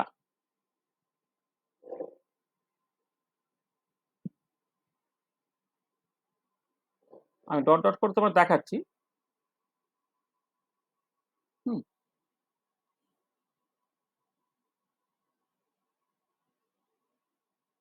তাহলে প্রথম কথা হচ্ছে যে এই যে এনার্জি লেভেলগুলো দেখো, প্রথম কথা হচ্ছে দুজনের ক্ষেত্রেই না এই যে 1 প্লাস সামথিং হয়েছে বা 1 প্লাস সামথিং হয়েছে, তার মানে কি একের সাথে জিনিস একটা জুড়ে যাচ্ছে, একের সাথে একটা জিনিস জুড়ে যাওয়া, কিন্তু তার আগে একটা মাইনাস সাইন আছে, মানে ওভার এনার্জিটা কমে যাওয়া। তাহলে এই এনার্জিটাও কমলো, এই এনার্জিটাও কমলো, তার মানে এই যে এনার্জিটা, এই এনার্জিটা তোমার কমলো, কমে দুটো লেভেলে কমলো, এই একটা আর এই একটা। আর এইখানে যে এনার্জিটা ছিল সেই এনার্জিটা তোমার কমলো, কমে তোমার 3টে লেভেলে কমলো, এই একটা, এই একটা, আর ধরো এই একটা। তাহলে এইটা তোমার দুটো ভাগে ভাঙছে, তাহলে এইটা এই এই এই যে এনার্জিটা, এটা হচ্ছে ই ফর 2 0, এটা ই ফর 2 1, এটা হচ্ছে ই ফর 3 0, এটা ই ফর 3 1, এটা ই ফর 3 2। মানে অন্যভাবে বলতে গেলে এটা হচ্ছে তোমার 2s এর জন্যে, এটা 2p-র জন্যে, এটা 3s এর জন্যে, এটা 3p-র জন্যে, এটা 3d-র জন্য। তোমরা এরকম মানে অলরেডি দেখবে ছোটবেলা থেকে জানো যে যদি কোন একটা প্রিন্সিপাল কোয়ান্টাম নাম্বারে দুটো সাব অরবিট থাকে, তাহলে এস এর এনার্জি কম হয় দেন পি। ওইখানে ইলেকট্রন ভর্তি করার জন্য এস অরবিটাল আগে ভর্তি করে, পি অরবিটাল পরে ভর্তি করো না। দেখো বেসিক্যালি তুমি এই সিচুয়েশনটা পাচ্ছ। তাহলে n ইকুয়াল টু যখন তোমার 2, n ইকুয়াল টু 2 এর জন্য ওটা দুটো লেভেলে ভাঙলো, একটা হচ্ছে 2s, একটা 2p। দেখো আমি এখানে অলরেডি বলেছি এই প্রথমটা হচ্ছে 2s, তার এনার্জিটা বেশি নেগেটিভ হবে, এই এনার্জিটা কম নেগেটিভ হবে। ঠিক একই রকম ভাবে তুমি যদি এইগুলোকে ক্যালকুলেট করতে 3s 3p 3d, 3s টা সব দিকে থাকবে, তারপরে 3p থাকবে, তারপরে 3d থাকবে। তার মানে এই যে এনার্জি লেভেলটা তোমার দুটো ভাগে ভেঙে গেছে, এই এনার্জি লেভেলটা 3টে ভাগে তোমার ভেঙে গেছে। ঠিক আছে, হলো? আচ্ছা এবারে, হ্যাঁ আচ্ছা এবারে দেখো আগে যেমন n ইকুয়াল টু 3 থেকে n ইকুয়াল টু 2 এ ট্রানজিশনটা ঘটছিল, এখন কি হবে, এখন তো তোমার দেখো এইখান থেকে যেমন এখানে, এই যে এখানে যখন ট্রানজিশনটা ঘটছে, এই যে কোনো জায়গা থেকে যেমন এখানে নামতে পারে, আবার যে কোনো জায়গা থেকে এখানে নামতে পারে। তো আগে যখন নামার সম্ভাবনা মাত্র একটাই ছিল, এখন কি হলো, নামার সম্ভাবনা দেখো তোমার 6টা পসিবল সম্ভাবনা হয়ে গেছে, তাই না? মানে একটা লেভেল থেকে আরেকটা লেভেলে নামলে তো তুমি হ্যাঁ স্ট্রেট স্যার লাইন পাচ্ছ। তাহলে আগের ক্ষেত্রে একটাই পসিবিলিটি, এখন কিন্তু আগের 3টে, উপর লেভেলে 3টে যে কোনো জায়গা থেকে নিচের লেভেলে 2টো যে কোনো জায়গায় সে আসতে পারে, মানে 6টা পসিবিলিটি। ঠিক আছে, হলো? আচ্ছা এবারে 6টা পসিবিলিটি হলেও না এই 6টাই দেখতে পাওয়া যায় না, তার কারণটা হচ্ছে একটা সিলেকশন রুল আছে। সিলেকশন রুলটা কি, মানে সিলেকশন রুল কথাটা মানেটা হচ্ছে যে যে কোনো লেভেল থেকে যে কোনো লেভেলে ট্রানজিশনটা ঘটতে পারবে না, ট্রানজিশনটা ঘটতে পারবে জাস্ট একটা সার্টেন লেভেল থেকে আর একটা সার্টেন লেভেলেই আর কি। এবং তার জন্য কি হয় না, ডেল্টা এনটা হচ্ছে এনি ভ্যালু, মানে প্রিন্সিপাল কোয়ান্টাম নাম্বার চেঞ্জ যা খুশি হতে পারে, কিন্তু ডেল্টা এলটা না শুধুমাত্র +-1 হতে হয়। ডেল্টা এলটা +-1 মানে তোমার দেখো খেয়াল করো, ধরো এই যে প্রথম ট্রানজিশনটা, ধরো এই যে E30 থেকে যখন E20 তে আসছে, E30 থেকে যদি E20 তে আসে, তাহলে এরও এল এর ভ্যালু 0, এরও এল এর ভ্যালু 0। কিন্তু সিলেকশন রুল কি বলছে, যে ডেল্টা এল অর্থাৎ ইনিশিয়াল এল আর ফাইনাল এল এর মধ্যে তফাৎ হবে আইদার +1 নাহলে -1। এবার 0 থেকে 0 তে নামলে কি হবে, সেটা তুমি অ্যালাউ করতে পারবে না, এটা অ্যালাউড নয়। তারপরেরটা দেখো 1 থেকে 0-তে হচ্ছে, তার ডেল্টা এলটা কিন্তু 1 থেকে 0-তে প্লাস মাইনাস 1 এর মধ্যে থাকতে তার মানে অ্যালাউড হলো। তারপরে দেখো তোমার 2 থেকে যখন তোমার 0-তে আসছে ওটা প্লাস মাইনাস 2 হচ্ছে, সেখানে সেটা অ্যালাউড নয়। আচ্ছা 0 থেকে 1 এ সেটা অ্যালাউড হয়ে গেল, কিন্তু 1 থেকে 1 এ গেলে সেটা অ্যালাউড নয়। তার মানে এর মধ্যে 3টে তোমার অ্যালাউড হচ্ছে না by selection rule. Selection rule কি বলছে না, সিলেকশন রুল বলছে সেই সমস্ত লেভেলের মধ্যে ট্রানজিশনটা ঘটতে পারবে যার জন্য ডেল্টা এলটা প্লাস মাইনাস 1। ডেল্টার মানেটা কি, যে দুটো এনার্জি লেভেল ইনভলভ হলো তার তো এল এর ভ্যালু আছে, এইটার এল এর ভ্যালু 0, এটা এল এর ভ্যালু 1, এখানে এল এর ভ্যালু 0, এখানে 1, এখানে 2। তাহলে এবারে তুমি দেখো যখন ট্রানজিশনটা ঘটছে তখন এল এর একটা চেঞ্জ হবে, এবং এল এর চেঞ্জটা কত হবে, আইদার +1 নাহলে -1। অর্থাৎ এল এর যে ভ্যালু ছিল সেইখান থেকে সে তোমার ওই মানে আইদার হচ্ছে তোমার এলটা এক ঘাত বাড়িয়ে দেবে অথবা এলটা এক ঘাত কমিয়ে দেবে। ঠিক আছে, যে এল থেকে স্টার্ট করেছিল সেই এলে যেতে পারবে না, বা যে মানে বা দুটো করে চেঞ্জ করতে পারবে না। মানে আমি বলতে চাইছি ধরো এস থেকে এস এ ট্রানজিশনটা অ্যালাউড নয়, এস থেকে পিটা অ্যালাউড, এস থেকে ডিটা অ্যালাউড নয়, পি থেকে পিটা অ্যালাউড নয়, পি থেকে ডিটা অ্যালাউড, অ্যান্ড সো অন। মানে বুঝতে পারছো, এইটা হচ্ছে তোমার বেসিক্যালি সিলেকশন রুল, যে delta L equal to plus minus 1 হতে হবে। তাহলে দেখো এই যে 6টা পসিবিলিটির মধ্যে 3টে পসিবিলিটি কিন্তু হচ্ছে না।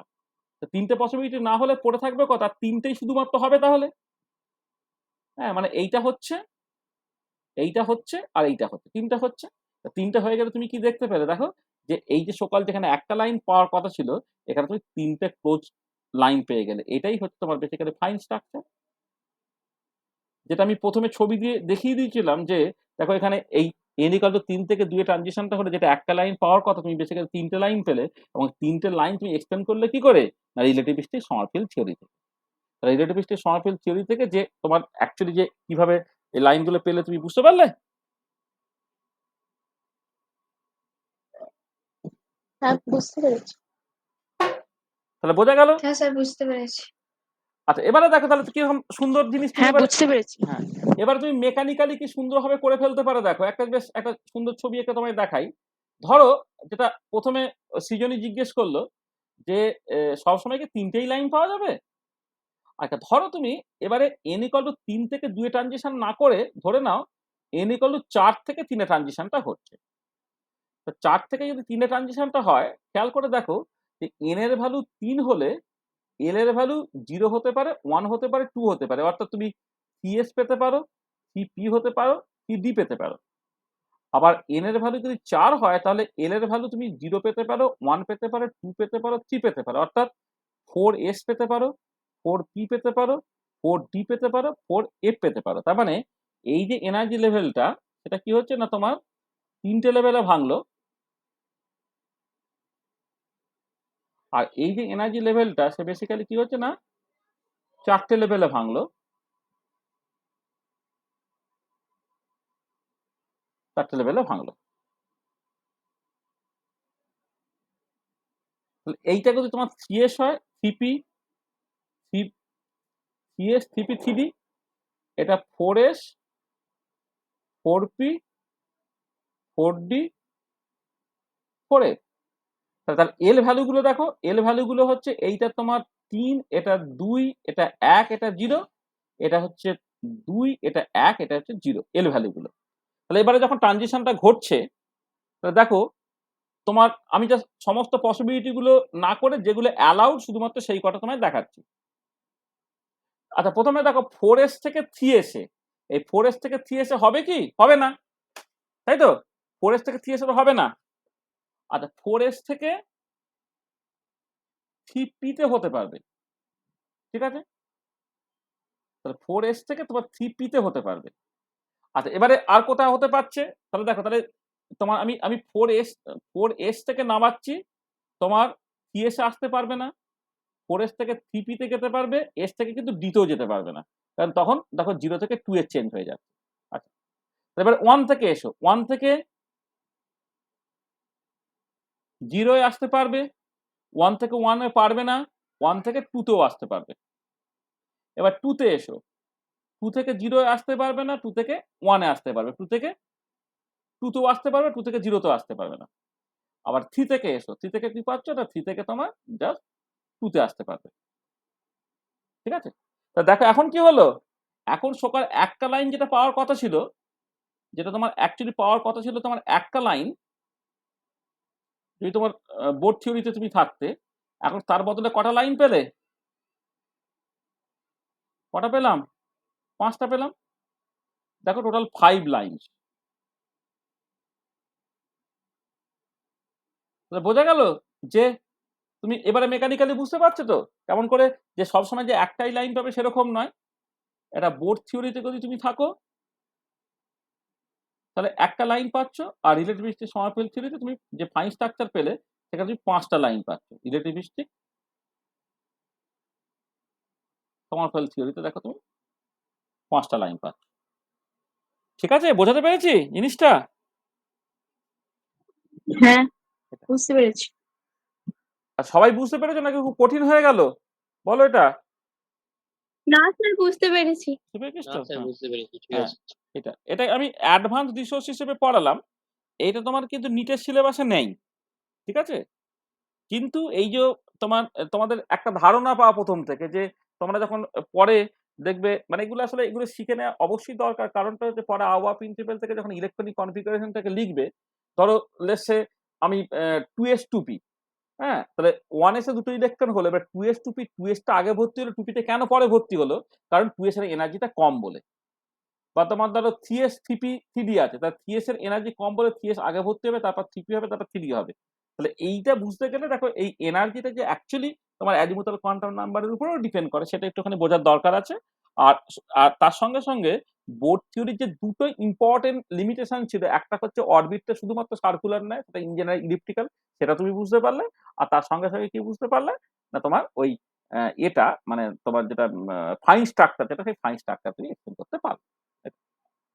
আচ্ছা, আর একটা ইম্পর্টেন্ট জিনিস বলে নি, যে অ্যাজিমুথাল কোয়ান্টাম নাম্বারে যেটা আর একটা খুব খুব খুব ইম্পর্টেন্ট আছে, সেটা হচ্ছে এই যে যে total angular momentum, total angular momentum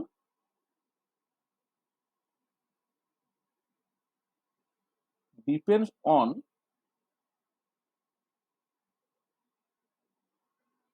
azimuthal quantum number. Quantum number as কেমন করে?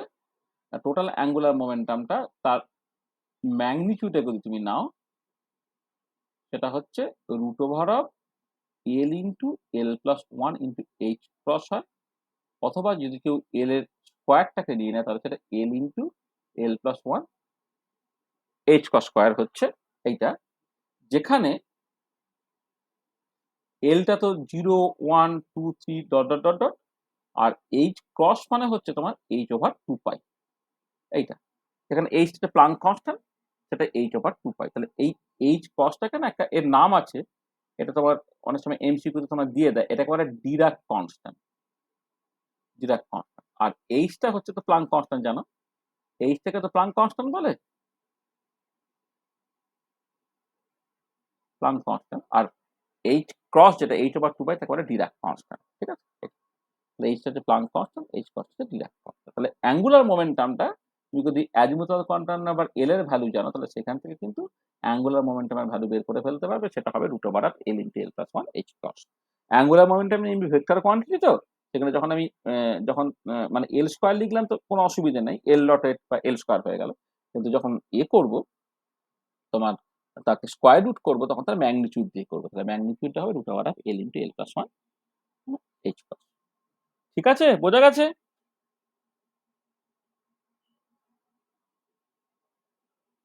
হ্যাঁ। আচ্ছা, দেখো তাহলে তাহলে আমরা মানে একটা পোর্শন কভার করলাম। এবারে আমি যেটা আমাদের যে সময় আছে, একটু সময় আমরা নেব। নেক্সট দিন এখান থেকে আমরা স্টার্ট করব। তার সঙ্গে সঙ্গে আমরা প্রত্যেক দিন যেটা করি সেটা হচ্ছে যে তোমার আগের দিন যেটা পড়িয়েছি তার উপরে বেস করে কতগুলো এমসিকিউ অ্যাকচুয়ালি আমাদের সলভ করে নিতে হবে, ঠিক আছে? তাহলে আমরা মানে এমনি রোজ 10টা করে এমসিকিউ সলভ করবো ঠিক করেছিলাম, কিন্তু আমরা লাস্ট ক্লাসটা কিন্তু অফলাইনে পড়িয়েছি, সেখানে আমরা এমসিকিউ সলভ করিনি। সেখানে আমরা আজকে তোমার ওই কতগুলো এমসিকিউ সলভ করব, তাহলে এমসিকিউ গুলো তোমরা এখানে পড়বে, পড়ে আমি যাকে যাকে জিজ্ঞেস করবো সেটা বলবে, মানে সঙ্গে সঙ্গে কিন্তু ডাউটসটা ক্লিয়ার করে দেবো। তাহলে দেখতে পাচ্ছ তো এমসিকিউ গুলো? আমি দেখতে আমার পাচ্ছি না স্ক্রিনটা স্যার, ঠিক আপনার দেখতে পাচ্ছি না। স্ক্রিনটা একটু আলো বুঝতে পারা যাচ্ছে না? হ্যাঁ স্যার, স্ক্রিনটা দেখা যাচ্ছে না। স্ক্রিনটা দেখাই যাচ্ছে না? স্ক্রিন দেখা যাচ্ছে না স্যার। সে কি? দেখা যাচ্ছে না। স্ক্রিনই দেখা যাচ্ছে না?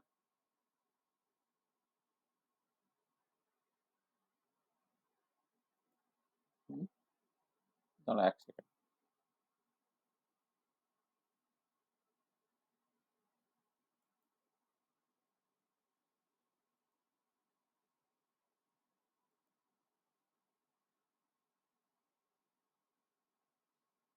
দাঁড়া 1 মিনিট।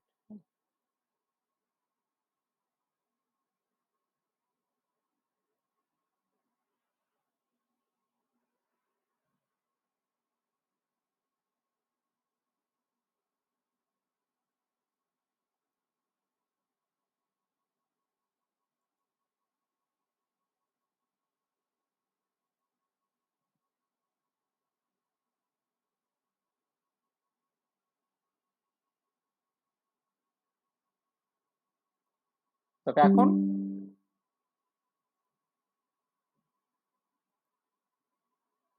এখন দেখা যাচ্ছে?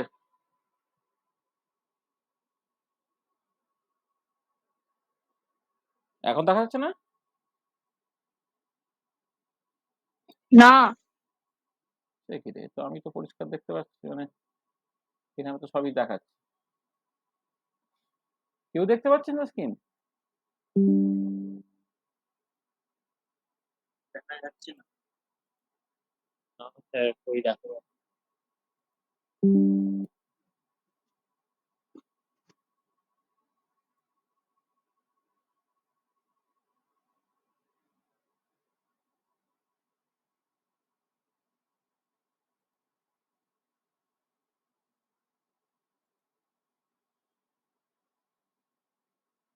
হুম, এখানে তো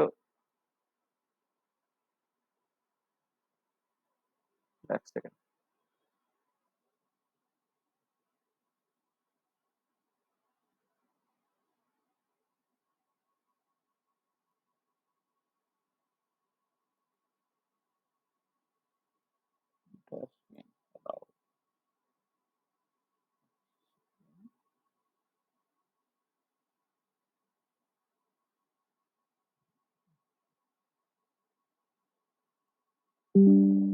এখন পাওয়া যাচ্ছে?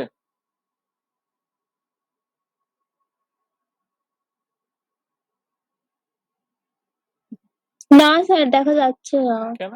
কি হলো বলতো? এ তো মানে না, যত দেখা যাচ্ছে। হ্যাঁ, এবার দেখা দেখা যাচ্ছে। যাচ্ছে তো? দেখ, দেখ দেখা যাচ্ছে? হুম, হ্যাঁ হ্যাঁ, মানে পুরো জিনিসটা পড়ালাম, পুরোটা তো দেখা গেল তো? আবার দেখা যাচ্ছে না। দেখা যাচ্ছে না? দাঁড়া 1 সেকেন্ড। একটুখানি একটুখানি থাক, হ্যাঁ? মানে এটা কি অসুবিধা হচ্ছে? 1 মিনিট, 1 মিনিট।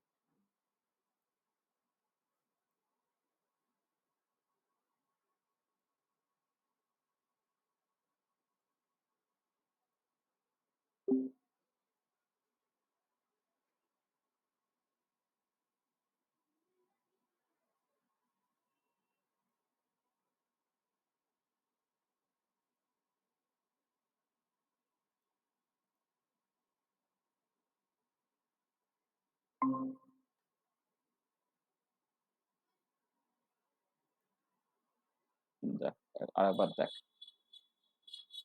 এতক্ষণ পড়ালাম, সব ঠিকঠাক করে দেখা গেল, হঠাৎ করে দেখা যাচ্ছে না কেন?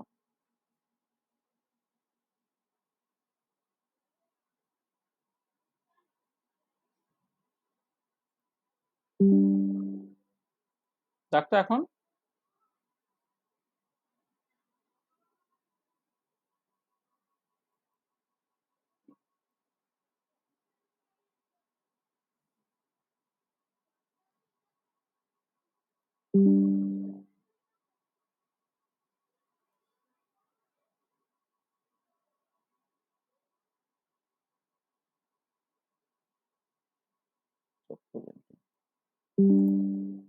এখন দেখা যাচ্ছে?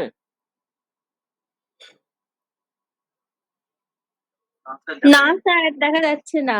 কি হলো রে বাবা, হঠাৎ করে কি হয়ে গেল আবার? না স্যার, আবার বন্ধ হয়ে গেল, একটু আগে দেখা যাচ্ছিল আবার বন্ধ। হুম, মানে যখন পড়ালাম পুরোটা হলো তো? হ্যাঁ হ্যাঁ, তখন দেখা যাচ্ছে। হঠাৎ করে কি হয়ে গেল? হ্যাঁ, দাঁড়া এক সেকেন্ড।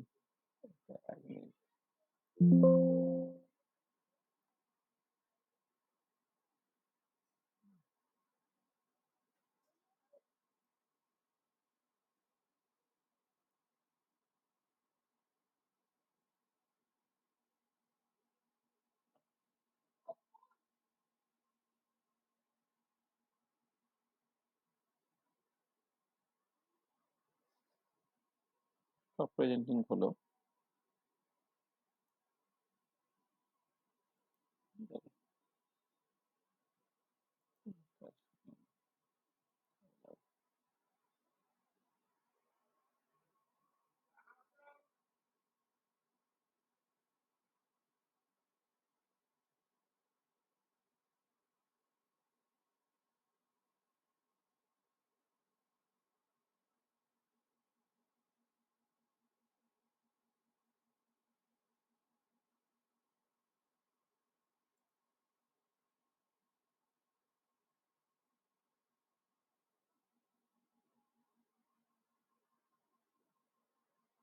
এক মিনিট দাঁড়া।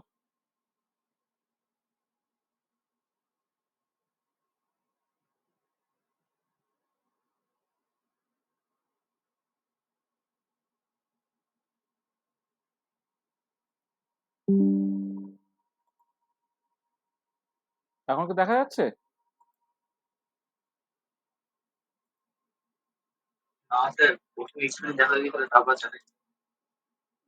সমস্যা হচ্ছে, কি হচ্ছে বলতো?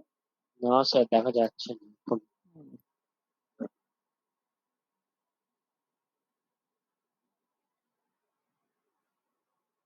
তো বেশ, মানে পুরো ক্লাসটা দেখা গেল, হঠাৎ করে কি টেকনিক্যাল অসুবিধা হলো?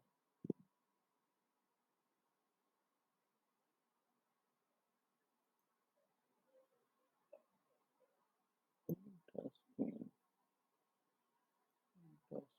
Allow.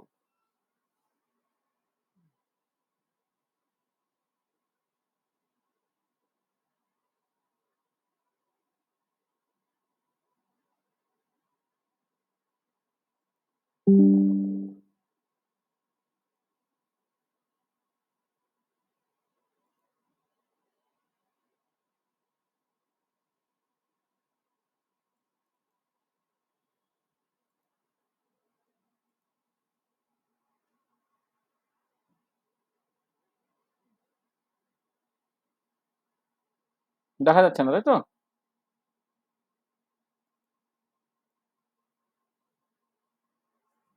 না স্যার, দেখা যাচ্ছে না। কি একটা, কি হঠাৎ করে কিছু একটা, কিছু প্রবলেম করে ফেললাম নাকি? মানে ক্লাসের সময় পুরোটা থেকে দেখা গেল, অথচ এক সেকেন্ড জয়েন।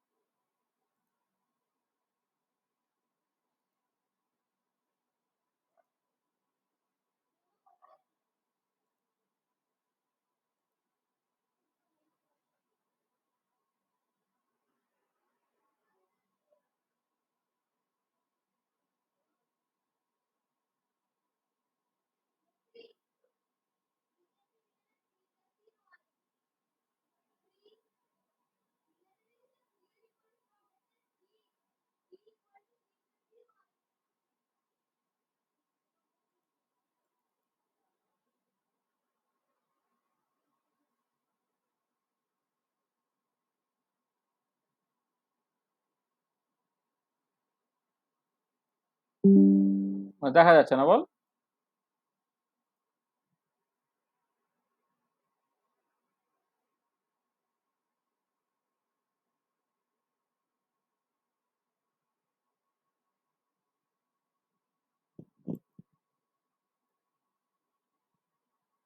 কিছু দেখা যাচ্ছে না, তাই তো?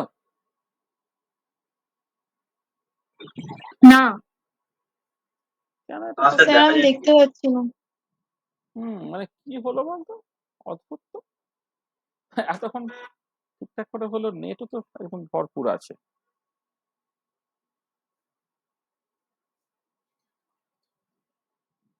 আচ্ছা তাহলে বাদ দে, মানে দেখা যেহেতু যাচ্ছে না, ছেড়ে দে। শোন, তাহলে যেটা করব সেটা হচ্ছে যে আমরা তাহলে আর দেখা করছি না। তাহলে আমি এক কাজ করছি, সেটা হচ্ছে যে আমি ওই এর পিডিএফটা পাঠিয়ে দিচ্ছি। হুম, পিডিএফ এর মধ্যে ওই এমসিকিউ গুলো থাকছে, 18টা এমসিকিউ আছে। তো যেটা করবি যে বাড়িতে এমসিকিউ গুলোকে সলভ করবি, করে আমরা নেক্সট ক্লাসে, সম্ভবত কালকে 1:30 থেকে 2টো থেকে ক্লাস, তাহলে কালকে ক্লাসে আমরা যেটা করব যে এই যে তোমার মানে এই এমসিকিউ গুলোকে সলভ করে দিয়ে তারপরে ফার্দার আমরা কিছুটা পার্ট পড়ানোর চেষ্টা করবো। আমরা শেষে আধ ঘন্টা সময় আমরা রেখেছিলাম যে সেই এমসিকিউ গুলোকে করার জন্য, কিন্তু কোনোভাবেই জানি না কেন এটা হচ্ছে যে স্ক্রিনটা শেয়ার করা যাচ্ছে না বা কিছু কিছু একটা টেকনিক্যাল অসুবিধা হচ্ছে। হওয়ার কথা নয়, মানে নেট টেট ইত্যাদি তো সব ঠিক ঠিকই আছে। হ্যাঁ, এটা করে আমরা মানে নেক্সট ক্লাসে কালকে আমরা এখান থেকে স্টার্ট করতে পারবো। ঠিক আছে? তাহলে কারো যদি কিছু ডাউটস থাকে সেই ডাউটসটা একটু বলে নাও, আমি মুখে যতটা পারি বলে দিতে পারি। মানে যা পড়িয়েছি তাতে যদি কারো কোনো সমস্যা থাকে তো বলে নাও। ঠিক আছে?